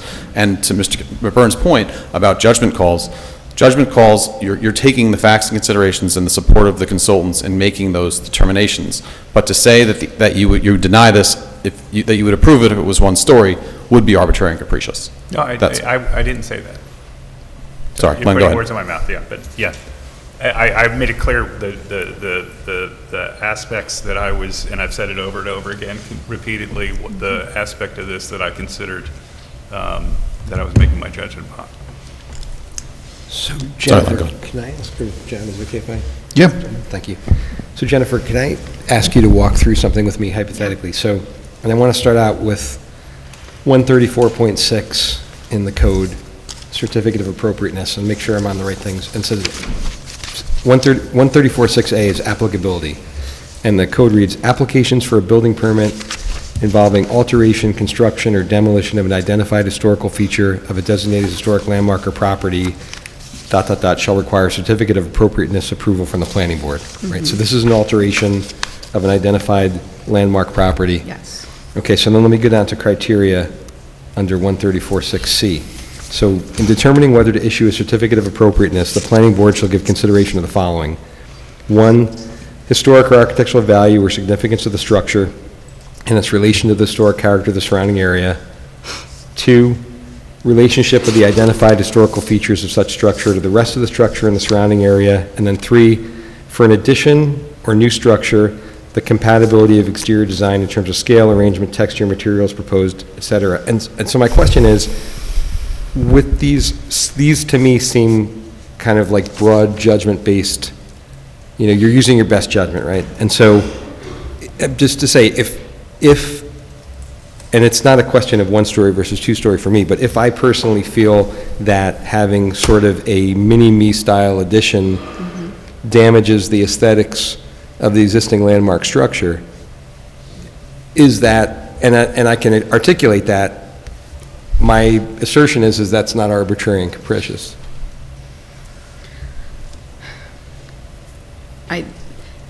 I think that you need to take the whole record into consideration, which includes all the applicant submissions, all the consultant memos, all the discussions that we've had at this meeting, and the whole thing needs to be taken into consideration. I think I'd like to go into executive session for advice of counsel. Okay. To kind of elaborate further. Okay. Motion to move into Before that executive motion, session. may I just add one point to that? Anecdotally, just for thought purposes, in a traffic study that's prepared by traffic consultants that look at data, numbers of vehicles, et cetera, if you disagree with that, and you have, just because you've driven it or you think it, doesn't mean that can overturn what the traffic data shows. So the truth applies here as well, and that's why you brought in another consultant, why we retained a consultant, and why the planner's here. So I was just trying to give an anecdote to it's the same thing, but in this case, we're talking about a different criteria. Right. I think I understand what you're saying, but I don't know if, and maybe this is a good thing to confirm for everybody, what the exact charge was to Mr. Tilley, the consultant. And so I think from what he's described in his memo, what he looked at was, is the cornice being obscured in a way that is, damaging or obscuring the cornice? And his conclusion was that you've done pretty much everything you can do to not obscure it. I think I generally agree with that. Just to put my own personal thing on the record. He looked at the setback. It's minimally compliant. It does comply with this says shall be set to the rear or at least at least recessed. It's compliant. He did critique the design, so he kind of moved in that direction a little bit. I don't know that everybody on the board is inclined to accept his criticism, but he opened up the door for it. And that's kind of a direction I'm heading in. I don't know if he was given a charge to take a step back and say, what is this addition doing to the historic or architectural value or significance of the structure? I don't know that, I haven't seen his charge questions or I haven't seen his scope of work, so I'm not sure what he was specifically asked to do. To review the application for conformance with the standards in Chapter 134 and 223 related to CMS. So it was a very broad charge. We did identify for Mr. Tilley the particular standards that were most discussed and debated by the board. So there was certainly focus on those, but he was given all of the standards. Yeah, I mean, on a related point, it did not at all make sense to me that these 4 enumerated standards were being applied sequentially in an isolation when at least 2 of them, by their terms, are ones that would apply in multiple other situations. And that's significant because, saying, on point number, the first one is addressing recesses in relative prominence, like in a lateral direction. The second one, which is kind of one where analysis is really hanging on, is talking about alterations or additions in general, which could go up, they could go to the side, they could go to the back. The third one is talking about height, and then the fourth one is talking about larger buildings should incorporate breaks and facades and roof lines, which kind of goes to both height and width, depending on the circumstances. So when we say, well, it complies with 1 because, okay, it's recessed, so then setting that to the side and moving on to the next one, how much does it obstruct the cornice as much as possible? Well, kind of like assuming the other options off the table, we're getting to a point where we've assumed a world where there is one option, and we're now saying, so what other options are possible? I don't think those 4 factors should be read as isolated, unconnected standards. Could I interject something again? Yep. Sure. I think when you got to the point of the criteria for the certificate of appropriateness, you have to recognize that unlike many historic districts, the criteria in Beacon are really reinforcing some emulation of the adjoining building, unlike the National Register, the Secretary of the Interior's guidelines, which allow greater freedom for new compositions and distinguishing the building, not sort of pushing back against the mini-me kind of approach. But that's enshrined in your language.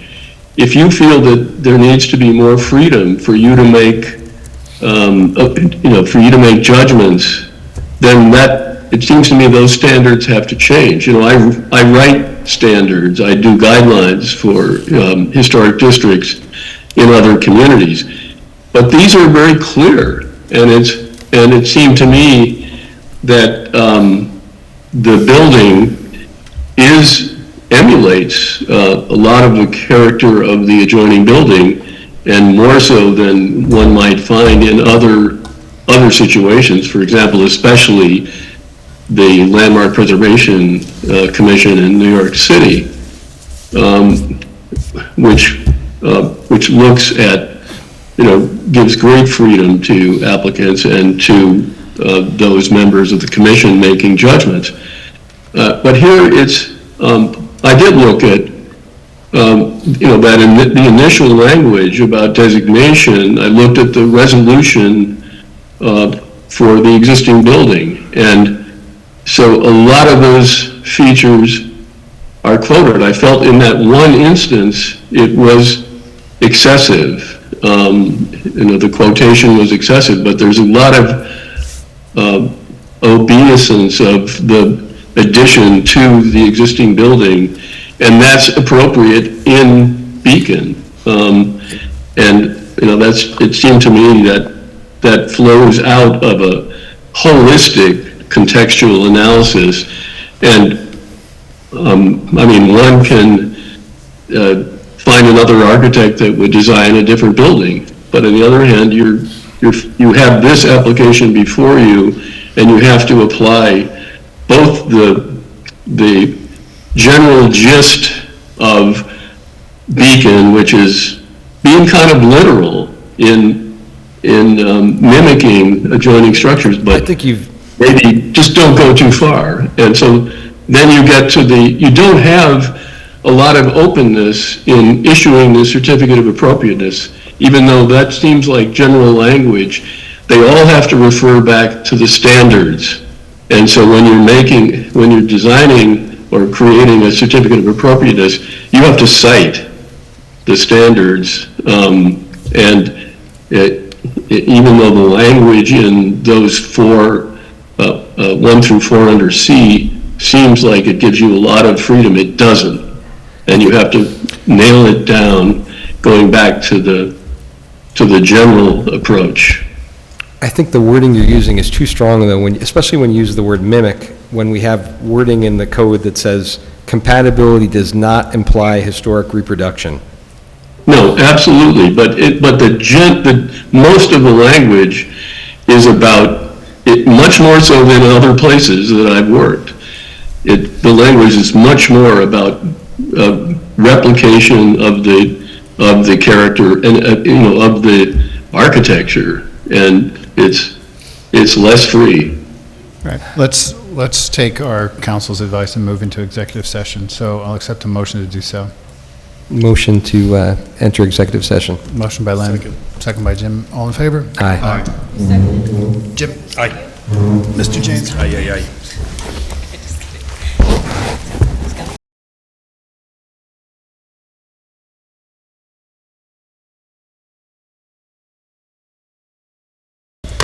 Sure did. So we're back in session. Motion to enter back in session. Motion. Motion by David, Seconded by Len. second by Len, all in favor? Aye. Aye. David had the motion. So, Board, do we have any additional questions of our consultants? Yeah, is Mr. Tilly still there? Because he's not. He may not know we're back. Mr. Tilly, can you just confirm that you can hear us?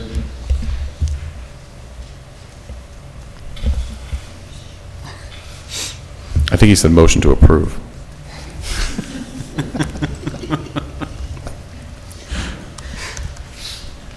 It's another Zoom seance. Okay, And it so might be the voices in my head, but, yeah. in the meantime, while we're waiting for Mr. Tilly, Board, any other thoughts, discussion?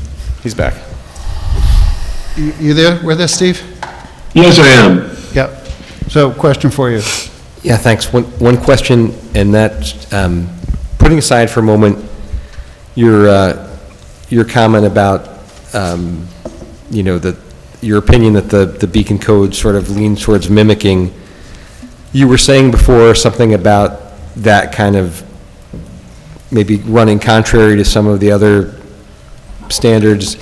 Do you have an opinion on whether, a city council designated historic landmark building would be better served by an addition that is sort of mimicking its elements, or an addition that is more of a standalone design, that doesn't echo or quote those elements?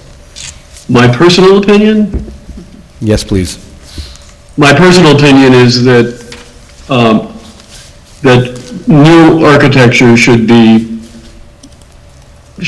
of its own time, and that while scale is an issue, so that it's important that scale be sympathetic, but my own feeling is that new architecture should be of its own time, and so my bias in crafting these kinds of standards is to allow greater freedom for contemporary architecture, which is the theory is that's sort of embedded in Article 9 of the Secretary's standards, is that one doesn't do service to an historic building by then kind of cloning new buildings around it or additions around it. And while one lets the original architecture have its own independent character that came from its time, came from the technologies and the design ethos of that era. Now, there is some language in the standards, as the chair pointed out, that mitigates against complete mimicry. But on the other hand, the gist of it is emulation. And that's, if the Secretary of the Interior standards were adopted, which is what the state uses for looking at these kinds of projects, there is a bias towards new buildings that have their own kind of the technology of the time and the design ethos of the time. Now, in the standards, it kind of mentions those technologies, but with respect to things, small details like windows and other things, which I guess means that you can have double or triple glazed windows, and in other words, kind of incorporate things in details, but it really doesn't broaden that to the larger design. One note for Mr. Tilly's benefit and for the benefit of the board, we did submit, so in addition to the opinions you have from your consultants, you also did receive 2 communications from the State Historic Preservation Office, both indicating no impact. So the original design, the prior design, and then we did send it back to them as updated, and they issued a further no impact comment. So those are also provided in the review of this application. Great. Thank you. Any other questions of Mr. Tilley?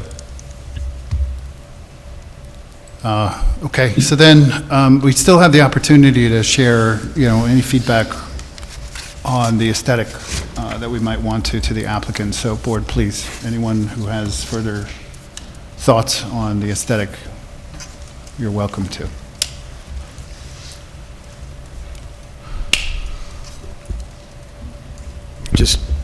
I think I've stated my opinion, so I'm not going to just take up time reiterating it, but I think the landmark structure would be better served by a distinct, a simple, symmetrical, distinct facade on the addition. Okay, so then let's take a moment now, because there is, I think, still some sense that the board is not necessarily unanimous, but want to give the applicant the benefit of understanding where we stand at the moment. So let's do that. Let's just go around. Jim, should we vote on this at this moment in time? How would you vote? Me? Yep. I'd vote yes. I would vote yes. Len? I would vote no. Kevin? I would vote no. David? I would also vote no. Okay, so anything you want to take away from that? That we'd ask to continue the review of the application so we can look further into it and hopefully have a full contingent of the board. Fair. Thank you. Thank you. Okay, anything else? Not tonight. Yeah, great. Not till the next one, at least. Okay, next item on the agenda would be the continued review of applications of site plan approval and special use permit, hotel and restaurant, 1064 Walcott Avenue, submitted by J-Mark Management, LLC. Well done. Good evening, Taylor Palmer with the law firm of Cuddy and Fader on behalf of the applicant. Tonight I'm joined by R.A. Siegel, our project architect, as well as Mike Bodendorf of Hudson Land Design, and Phil Grilly of Collars Engineering, and I also have my colleague Jessica Zalen joining me this evening. As you mentioned, and of course the applicant is also here. As you mentioned, Mr. Chairman, we are before you this evening for our continued review of our application for site plan and special permit approval, proposing to adaptively reuse the two existing buildings on the property and install, in addition to connect the existing southern building for use as a hotel with 48 units, guest rooms and associated guest amenity spaces, as well as an accessory restaurant. Following our discussions with you back in September, we were not with you in October, regarding our programmatic changes for the application, which really reduces the overall impact of the project on the historic northern building and the refinements to the visual architectural features of the project. We did take that additional month to develop the updated engineering, traffic, parking, landscaping, and other details to support the programmatic design of the project and to try and respond to comments from you all and from your consultants. So in a moment, Aria will walk you through those changes, and then Phil will certainly speak to the traffic and parking components that have been updated in this application. But before I turn it over to them, I'm just going to give you a quick overview of some of our supplemental changes in the submission. So as suggested by the board, we did incorporate a porte cochere, which was added into the site design, which serves to further emphasize the hotel entry and highlights this entrance as a focal point for the project. Also, as a suggestion of the board, the two tower sections that were previously proposed to be located nearest to the building entrance were consolidated into one, which is consistent with the width of the porte cochere. To accommodate the porte cochere, tonight's buzzword, the access driveways and parking areas on the property have been reconfigured. So Phil's going to speak to the parking plan in just a moment, but I just want to note for the benefit of the board, the applicant is proposing to utilize a valet for this parking on the property and is pursuing an agreement to provide additional off-street parking spaces for 15 cars at a nearby private lot in excess of the demand. That relates to the peak demand, particularly on weekends. And again, Phil will get into what's provided, what valet can do on site, and what additional parking can be provided, and what your range of parking is as required under the new code. We did incorporate an internal sidewalk, so we'll speak to that in just a minute, that connects the sidewalk onto Walcott. So that's been added for enhanced pedestrian access for guests approaching the property from the north. And then a formal landscaping plan has been developed by Deborah Adamsons, but we haven't submitted the full context of that, so we will incorporate that into our supplemental submission. That and a lighting plan are going to be incorporated to fully round out the application now that we've sort of played it, put all these pieces out there. So with that, I will turn it over to REA to kind of walk through the visual cues, and then we'll have Phil speak to the traffic component, and then once we get those lighting and landscaping pieces together, hopefully we'll be in position to start talking a little bit more in depth about the environmental review next month.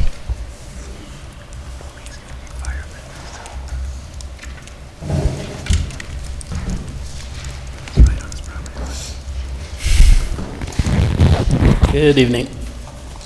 Yes, I just wanted to hit on a couple points that Taylor didn't touch on yet.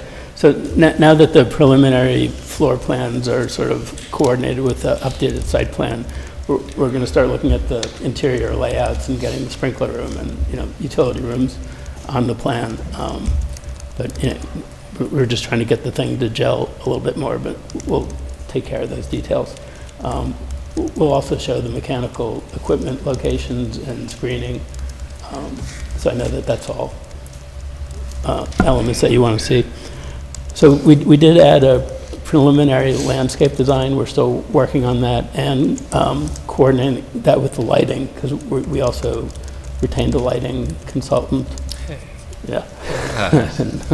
and we spoke to him about layering, the lighting all the way through. So we're hopefully that'll. Well, what's the company? Illuminate something. Illuminate NE or something. Great. Thank you. But yeah, he understands the goal of that. Great. One thing we keep hitting on, we're trying to see how to do some of that landscape lighting in compliance with dark sky, which is a little bit tricky. So we're trying to figure out ways to do that. Yeah, it's there's a guideline book called IES Guidelines. Right. You can tell your consultant just to review that. They have a whole series of requirements that'll just lead you right through this whole process. Right. Okay. Yeah, and then as Taylor mentioned, we added some pedestrian access from the sidewalk. I know that one of Natalie's comments was to look at doing that on the south side as well. Mike will talk about that a little bit more, but it's something that we started looking into.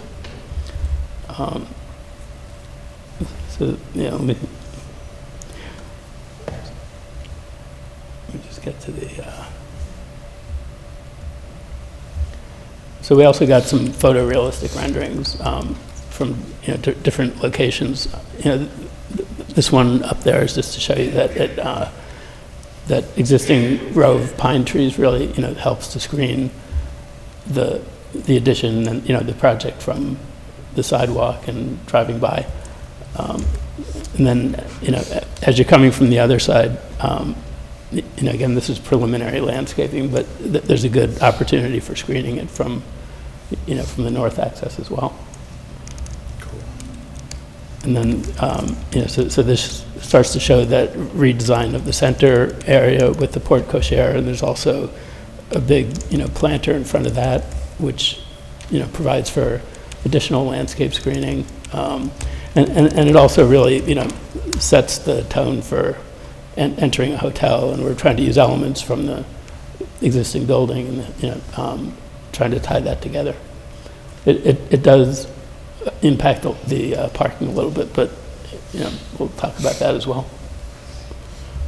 And then again, this is sort of the view looking up the driveway, which is the hardest part to screen, but and that's where that island of planting in front of the porte cochere comes in. So we're trying to use that as another tool for adding to landscaping there.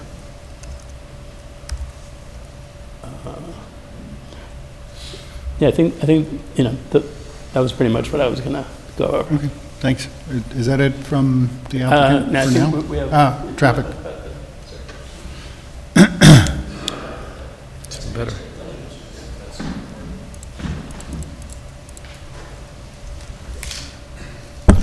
Good evening again.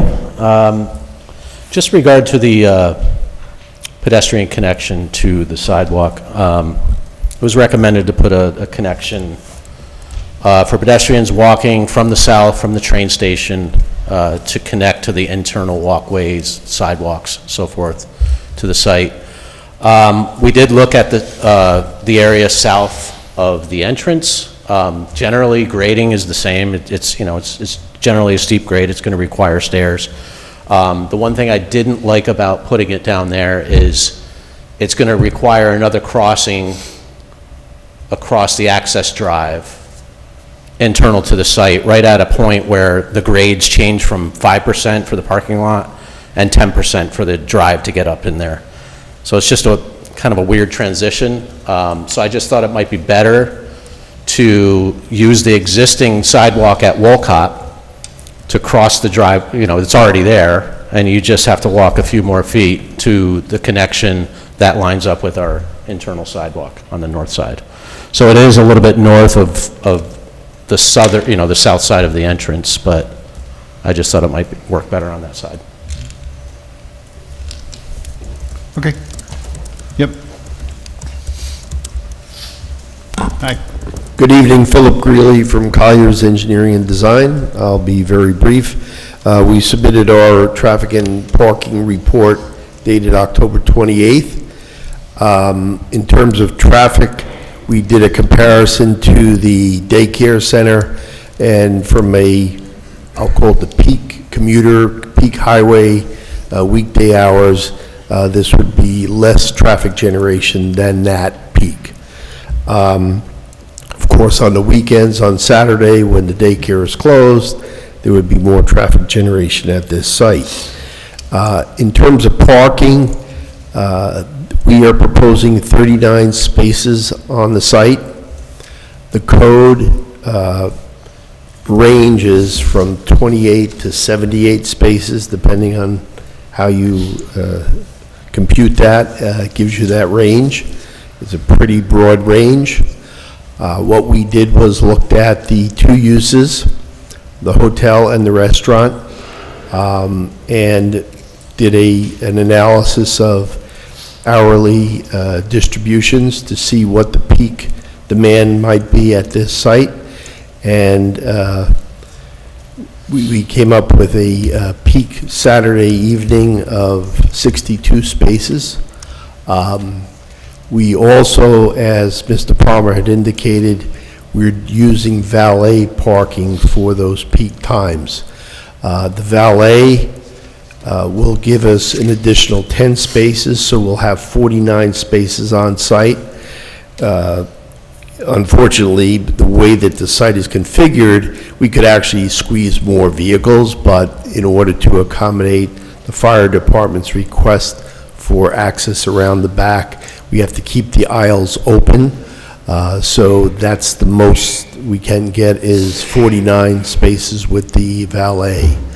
The applicant is working on some off-site locations that would accommodate the additional 13 vehicle demand. I'll point out that, again, we're assuming that if there was a high utilization of the restaurant from the hotel, the demand would be less. However, we have no way of controlling that. It's likely that there will be some usage, but we feel that that 62 number would accommodate the peak. So question. Yes. So you mentioned that you're providing 39 spaces. That's correct. On site. That's correct. What's happening with the 10 spaces you mentioned? Oh, for valet. So on these Friday and Saturday evenings, there would be valet parking, and we can get an additional 10 spaces, valet spaces. How does that work? It'll be along the certain areas in the aisle. In our report, we actually highlighted those areas. You'll see them in blue, where we can park additional vehicles at the back of those spaces and still keep a open aisle. But only by valet? Yes. You're parking behind, your valet cars would be behind the cars that are in the spaces. And there's People still parking at a parking lot in Manhattan. I get it, Yeah. I get Yeah. it. But there's still maneuverability. in that. Yes. Okay. Yes.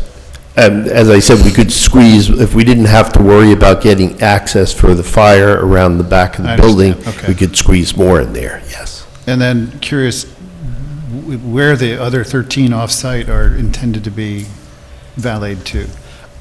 Right now, we're looking at arrangements in the area. I don't want to, the owner is working on that. I understand. Well, the thing is, with valet, you've got some flexibility, right? Yes. Because as long as you're within a few minutes, I mean, Correct. Yeah, and then you're comparing peak for the, or peak from the daycare. Yes. At what specific point in time? So we were talking about the what I refer to as the commuter hour, highway hour. So the morning peak and the afternoon peak on a typical weekday would be less traffic for this use. But again, our peak times are going to be in the evenings, especially like on a Friday evening and a Saturday evening. So the traffic generation on a Saturday, there's no generation at the daycare, so. Yeah, that's what I'm wondering, is Yeah. whether you're, so you've got this table, Exhibit 1, right? Yes. You're showing existing daycare, entering, exiting volumes, total volume 95 for those peak times you just described, morning and Correct. evening, during the week. Yes. And then, is it the same equivalent peak time for the numbers you're showing for the proposed hotel restaurant? Morning and It's the same time, it's the same It is. time period, So- yes. so- We're okay. apples and apples, yes. Yep. And then on a Saturday, which would be your, there would be no generation for the daycare.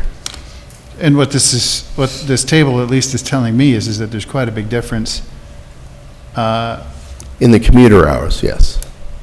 Well, no, but there's quite a bit, yeah, in the commuter hours, there's quite a big difference in traffic volume generated. It's much lower. Yes. By the proposed hotel restaurant. I just find that interesting. Yeah, okay. Because you're not getting the peaking. People will arrive gradually. for Well, the yeah, if you others. consider check-in Yeah. time is like around Yep. 3 o'clock, right? That makes sense. Mhm. So, yeah, okay. I'm just Thank you. curious. Phil, quick question. Yes, Has Jim. your office looked at site distance and site from this? Yeah, so the existing driveway, as you're looking to the south, there's a horizontal curve, so the site distance is somewhat restricted for left turns exiting. We looked at shifting and location, if there was a better location. It appears that the existing driveway is the best location because you're going to still fight that horizontal curve if you shift to the north. So we'll actually provide more details on that, but we did look at it to see if there was a better vantage point.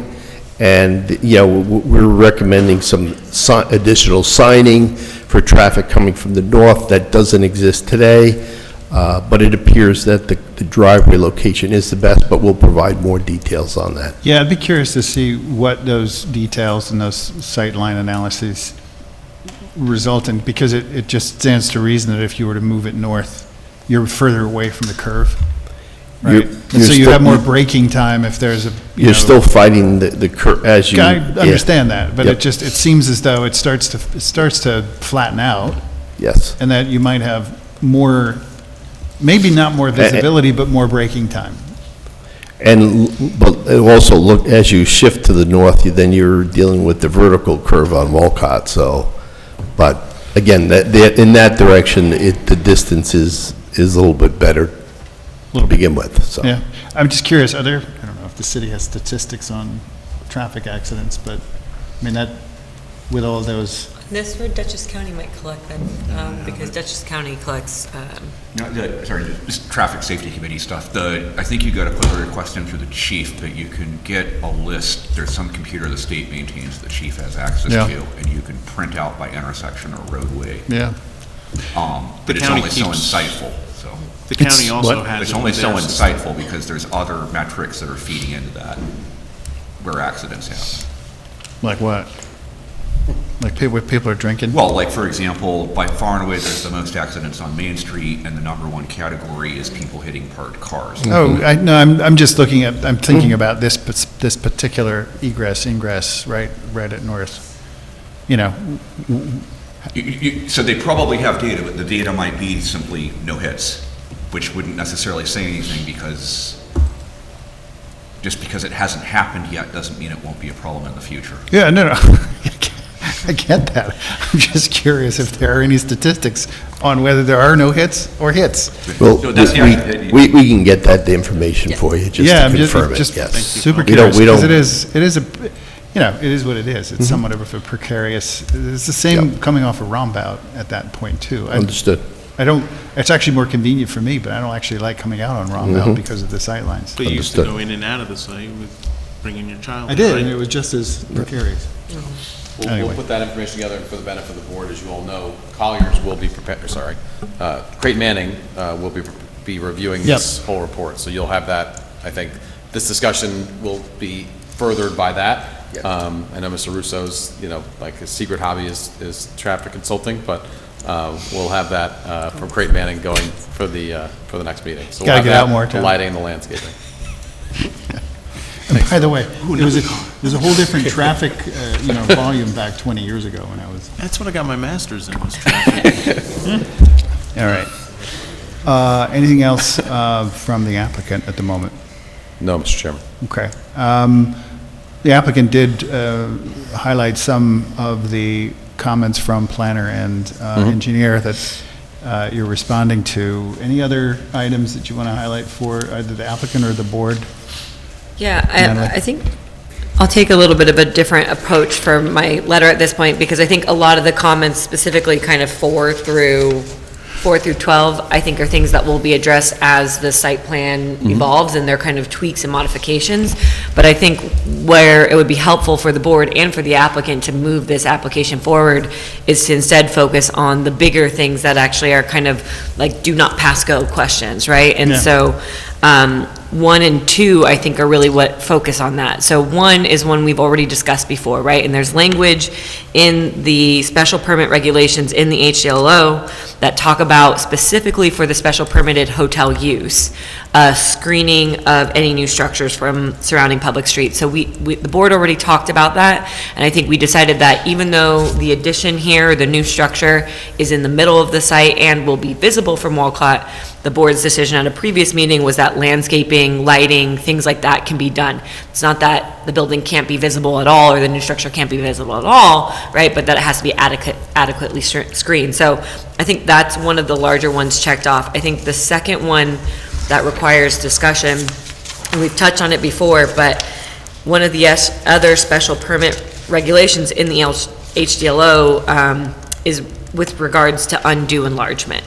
Right, and so the language in that criteria, it requires that the board find that the proposed use will not result in undue alteration or enlargement of a historic structure.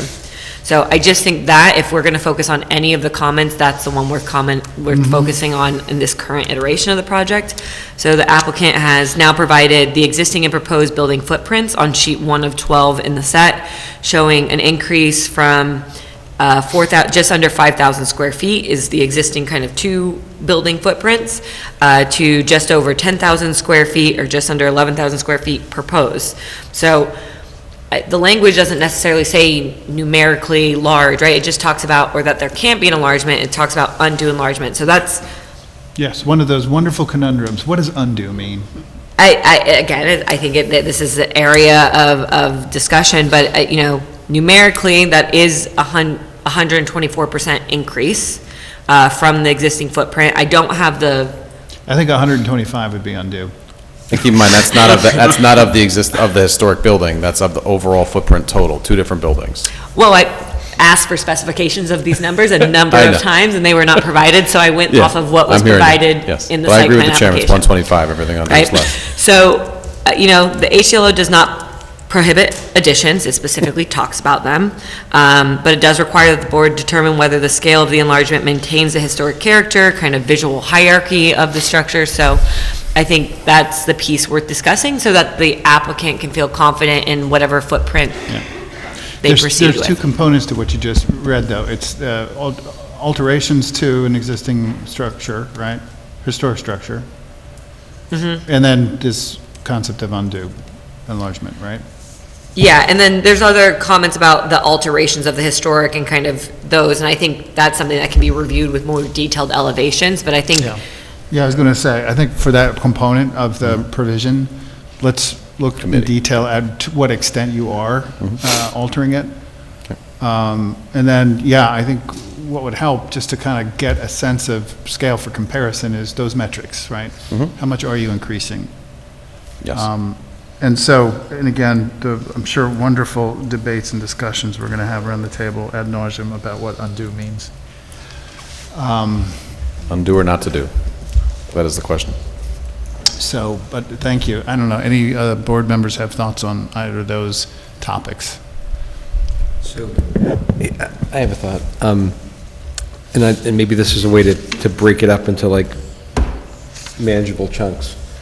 The existing home or structure on the north side is being expanded to the south, right, a little bit. So, and maybe we cordon that off and say, let's look at that. Yeah, that's what I just said. Let's look at how much you're altering the existing historic That's why I was structure, I was number breaking one. up Natalie's number into two chunks. And then, you know, like you said, look at it on a building by building basis. And then I think try to apply the size of the features, the comparison of the ridge lines, you know, the masses of the components, which to me look pretty compatible, you know, with the existing structures. But maybe that's my initial thought on how we could tackle this. Sure. Break it Anything down else? into component pieces. And that's it. Thank you. What? Anyone else? I'm glad you brought up the issue of enlargement. It didn't reach to the level that I thought it was a deal killer. Do you know what I'm saying?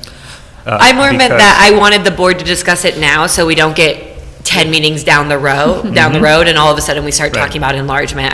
Let's tackle this one now and then move forward. I will say that the smaller it gets, the better it is visually, right? Because it's going to take up a lot of real estate, and it was too large before, right? But it doesn't, because of its location back and where it is in the site and the largeness of the site and other things, there's all these contextual things about this particular things that I think we can get a judgment call about its appropriateness, right? Which I was incredibly skeptical about when I first saw it, to be honest, right?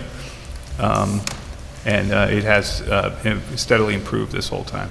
All right, so it sounds like, I don't know, I haven't heard from others, but it sounds like we're trending toward, you know, this idea of undue enlargement's not going to get us hung up. Yeah, I think I concur with that. Some better renderings would definitely help making that. Sorry, what was, I can't. Some better renderings would definitely help. And sections, all this stuff we were talking about, we should really pursue this whole more elaborate submission requirements from the get-go. Yeah, David, I'm sorry, what were you? Better Renderings. Better renderings, okay. Yeah, because it's just the ones that are in the current plans, I mean, I can see them, just not super well. Got it. Also, I have a small device, and the DPI, whatever the file size on this, crashes my... Yeah, I think we did that for 45 Beekman towards the end. We provided the fuller plans, so I think going for this one, I think REA can break those out, you know, sort of separately so you have it. Rather than printing them, though, we'll probably do that as like a digital, again, just to try. It gets very expensive to print the large, full-set color of those plans, which is, for the most part, why the architects do them in the smaller renderings, because it's getting blown up on the screen versus printing them out at 2 foot by 3 foot. But I think most of us are entirely okay with electronic copies. Okay, very good. Okay, anything else on your end, Mr. Russo? No, they're working through everything, so. Okay. We do have the opportunity to schedule public hearing if we think it's an appropriate time to do so. Any thoughts on the matter, board? I'm comfortable. Good time. Yep. Yeah. Okay, so I'll accept the motion to schedule a public hearing for next month. Motion by James. Second by Len. Second by Len, all in favor? Aye. Anything else we can do for you? That's all. Thank you so much, and thank you, Natalie. Thank you. All right, thanks, everybody. Next item on the agenda is 305 Main Masa y Mezcal.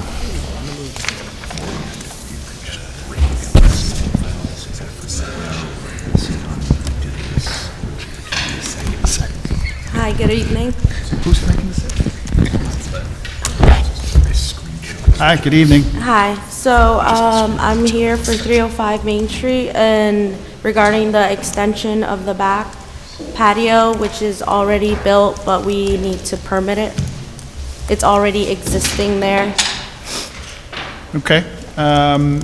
So, I'm just curious, are you the operator or are you the owner of the building? No, I'm the tenant in. You're the tenant. Yes. So I think these observations may be covered in our consultant's observations, but there's not a lot to go on as far as your submission to really understand the sort of extent of this. You know, I understand conceptually that, you know, there's an existing building, right, from Main Street, with Main Street frontage, and then behind it, there was I guess, an outdoor patio or a concrete pad that's now been enclosed, and you've been directed to have this approved. So I'm going to actually go to our consultants, because just generally speaking, there's a lot still we have yet to understand, and your submission isn't necessarily guiding us toward that understanding. So let's. Leslie. Pinto.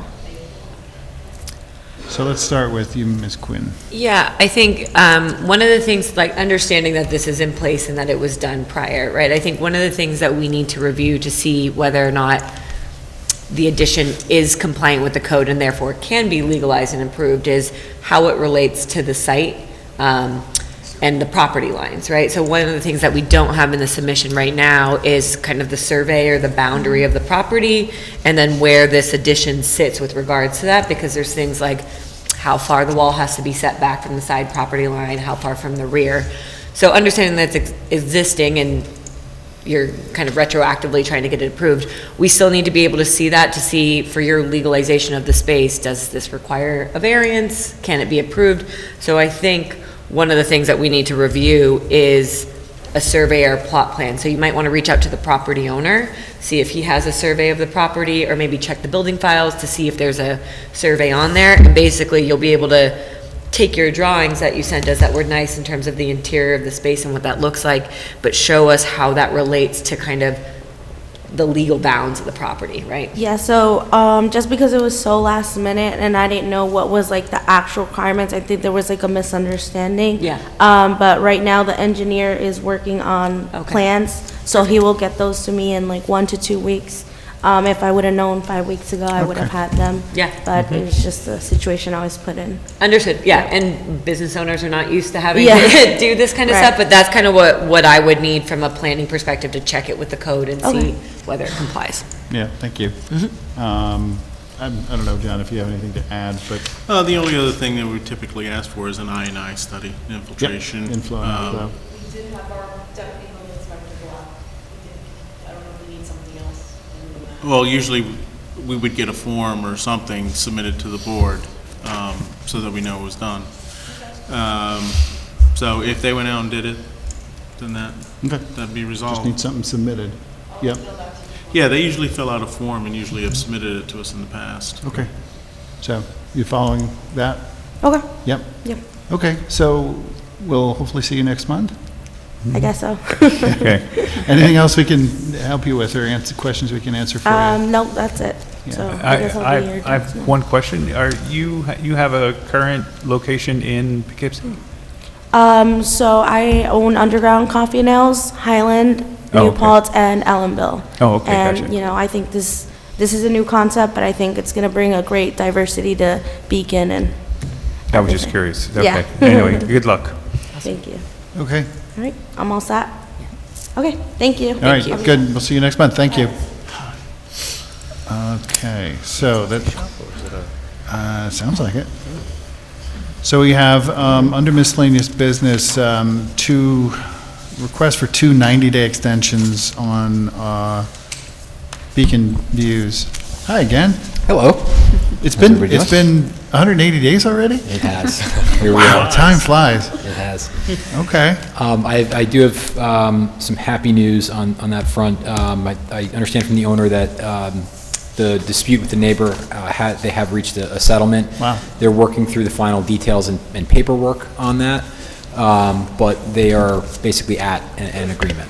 Okay, good. And then just need these it's 90 days, right? Yes. Okay. Just to follow on. Okay. I have no objections. Motion to approve these two 90-day extensions, board? Motion by Len. Second.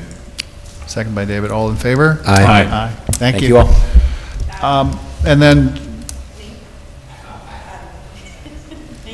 just circling back to our transit station zoning. Anything else that we need to either discuss or finalize just in terms of what we're sharing back out to city council? So I can summarize some of what I have from the Yeah. beginning. So, looking at the language that was stricken to make sure that the council's retaining things about view shed analysis from protected view sheds, 3D representation showing kind of topo and how a building sits and massing. So if that language is in there, keep it in and potentially add it if it's not. Design standards, I think we ended on keeping louvers in as a potential. And then lighting, I think looking for potential language to strengthen lighting review and dark sky compliant. I can send it to you tomorrow. I'm almost done with it. Yep. Consideration of a name, changing the name to transit rather than train. And then I think I have some other architectural design standards considerations from Len. I don't know if we want to keep going through these. I remember the one from, sorry? Go ahead, keep going. I was going to say, I think we did talk about this at the last meeting about the max percentage of all glass walls that hasn't been enforceable in the past, so understanding. The language says you can't have an all-glass wall, and its intent is to avoid, like, glass-fronted buildings, but we had an applicant who put a 6-inch metal kick panel at the bottom of the wall and said, it's not all glass anymore. So the way the language is set up, it's easily subverted. So if we want to not have an all-glass, or effectively an all-glass building on the waterfront, we should change it to a percentage and say, you can't have more than X percent glass on the second through, and that would be consistent with, like, the first floor, we say we want at least 70% glass, which is the storefront type of, so for the second and higher floors, we might want to say we want no more than X percent glass if we want to, but if we say all, it's going to get, we got our legs kicked out from under us on that one. And the last one was the one about, our code generally says no sheet metal or metal panels, and yet we often ask for interpretation and we end up allowing metal paneling. I don't know if we want a ton of metal paneling on large buildings facing the waterfront, so I it's think we something should to just throw be it out there. super clear on what kind of metal paneling we look. Because there are appropriately aesthetically pleasing metal, prefabricated metal elements that can be added that are fine. So I just think we want to Can we make be more sure we're a little bit more specific, more clear on what that. That makes sense. So those are my four. Thanks. Right, and I would just say, referencing what Mr. Tilley said, I think that this is a location that isn't historic, right? It's not Main Street. But also, it would be really easy to have something like Edgewater happen if we didn't have some guidance to give to the developer before they started the process, right? Edgewater, if you ever get up there, thank God you can't see that thing from anywhere in the city hardly. It's really not an attractive building at all. It's blocking the bridge now. Well, I'm just saying that was before any of these changes that we did in a lot of the code and form-based or other visual codes that we had, and it was a contentious filing. But my point is that because this is going to be a complicated process for the applicant, involves state funding, it involves agencies, state agencies, and we're part of it, that giving the work that we can do to give clear direction in the code to them of what we'd like is going to help everyone. I'm not, can you synthesize that Can I into like synthesize that? what's the recommendation? I think he's looking for more specific More detail to be spec- provided to yes. them, so it's very clear what they have to provide throughout the process. Well, that would have to be a long conversation. Yeah, We to probably- what extent? I mean, so I think, Kevin, she's looking for In more. addition to like the view shed stuff that we were, because it sounded like you were talking about views, so I feel like we've captured that above and like the view shed Yeah. massing analysis. The views are already set, right? We already determined those, and I don't even know that they are applicable in this spot. The other location they are. If you're talking design standards, you gotta specify what you want. I'm sorry, I was getting there. I got distracted.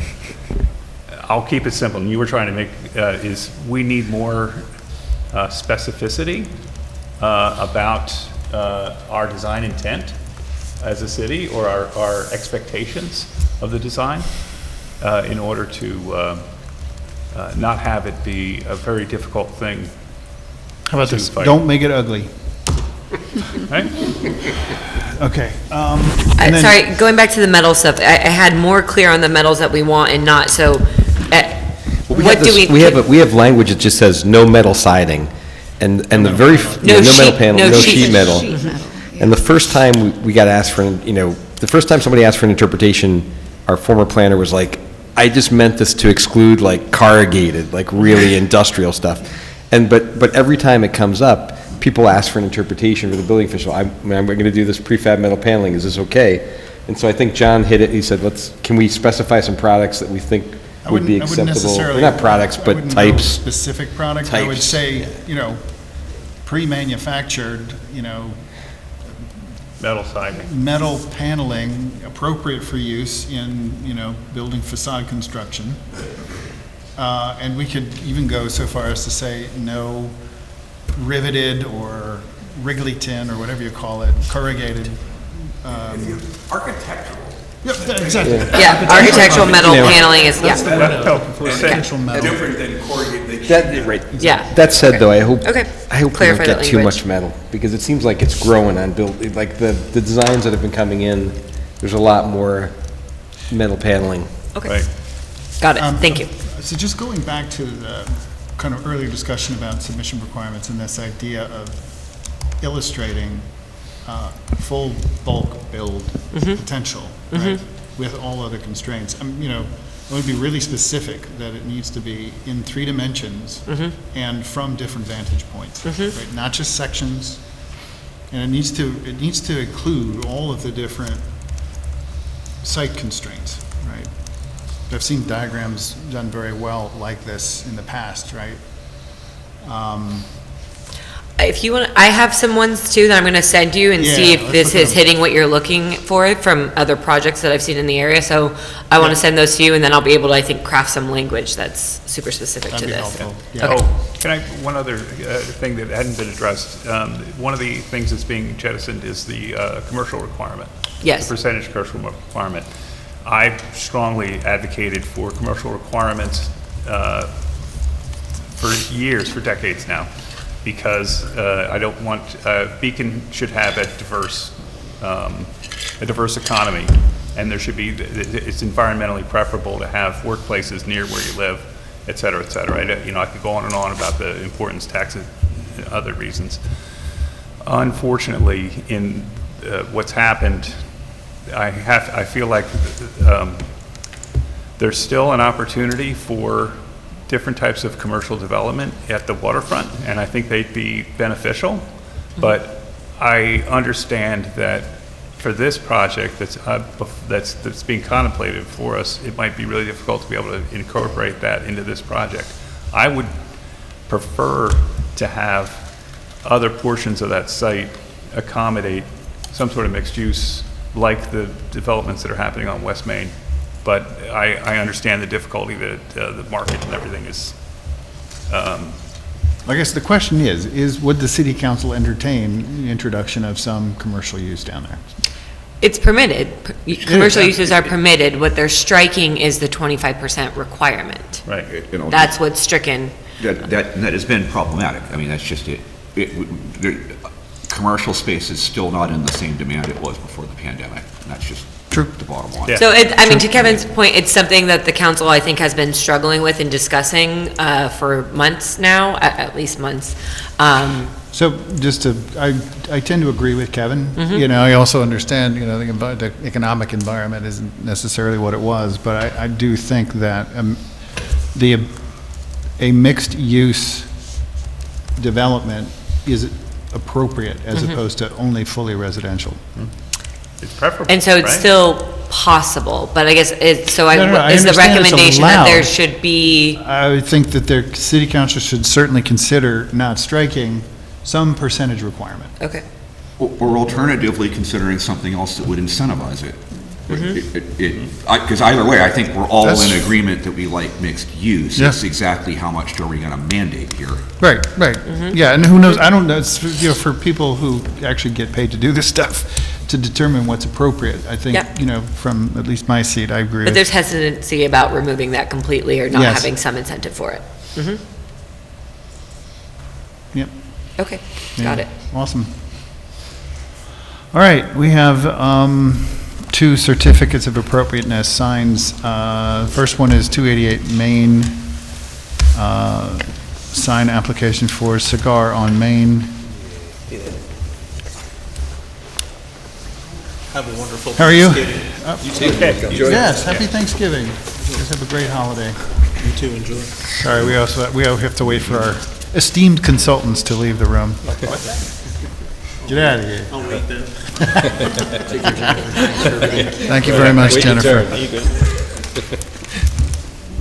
Oh. I'll just give it to Mercedes. Okay. Good night. Thank you very much. Hi. Good evening. How you doing? My name is Edward De La Cruz. I'm here for the sign for Cigar on Main. Nice to see you. Just curious, are you moving, obviously, are you moving the sign that you had The down at current- East End? yes. Yeah, okay. Oh, same sign's just going that way? Yeah. You made him come back for this? Yeah, I don't know. I'm sorry? I'm just joking. It looks great. Size is in compliance, right? Yeah. Yep, okay. Motion to approve. Motion. Motion by Jim, Seconded by Len. second by Len, all in favor? Aye. Thank you. Good luck, thank you. Good night. And keep those cohibas on hand. Thank you. See his new place. He's got I a new know. smoking section. up there. Awesome. Is that It's great better than- upstairs? Yeah, you can sit upstairs. You can go upstairs and smoke a cigar, I love it. No comment. Actually, I still have one of the cigars on my dash. Oh, nice. Nice, nice. Next sign, 52 Leonard, ARB facade awning. That's it. Hi. Thanks for sitting around through all that. Sorry about that. It's democracy in action. I'm Kim Richards, property manager, and I'm Nick Mock. Nice to see you. Thanks for coming. We know the property. We've located the door in question. You've illustrated some examples. And the actual awning. Curious, is this, it's not solid roof, is it? it's aluminum. Yeah, The, I get that. But is it open slats? no, no. No solid. Was it It's drained? solid. How do you get the water out? Is there a accommodation for a gutter? It's directed to the side. Oh, it is, okay. Just curious. And we don't have a color? The color? Yeah, I don't think, right? It's not, but in that one picture, it is going to be the dark charcoal gray black. Okay. Oh, I see, I see. If you know the roundhouse, it basically, Gotcha. Okay, now I The- see. the I picture didn't that you- scroll. Okay, The entrance to the roundhouse, it'll be the same color. Yep. gotcha. Happens And this to is be for basically convenience, right? adjacent. Just so you don't, because some architect didn't put an awning in front of the main entrance. It's- REA. Where is he? Get him back in. Yeah, okay. So I just, if we could make sure it's in the record, dark charcoal gray? Yeah, it's a dark charcoal gray, almost black color. Do you happen to have a?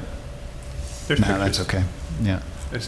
Keep going, there's I a see picture him. of I see him. a comparable. If you come back for something sometime, bring us a chip sample, like a color chip. Yeah, I tried to get it from them, but once we place the order, then they will put the exact color we want. Okay. All right, motion to approve. Motion. Seconded by Len. All in favor? So motion by David, second by Len. All in favor? Aye. Thank you. We're good? Yep, you're all good. Good luck. Good night. You too. Good night. All right, motion to adjourn. Motion. Second. By Len. Second by Len. All in favor? Aye. Emphasized by Len. Aye.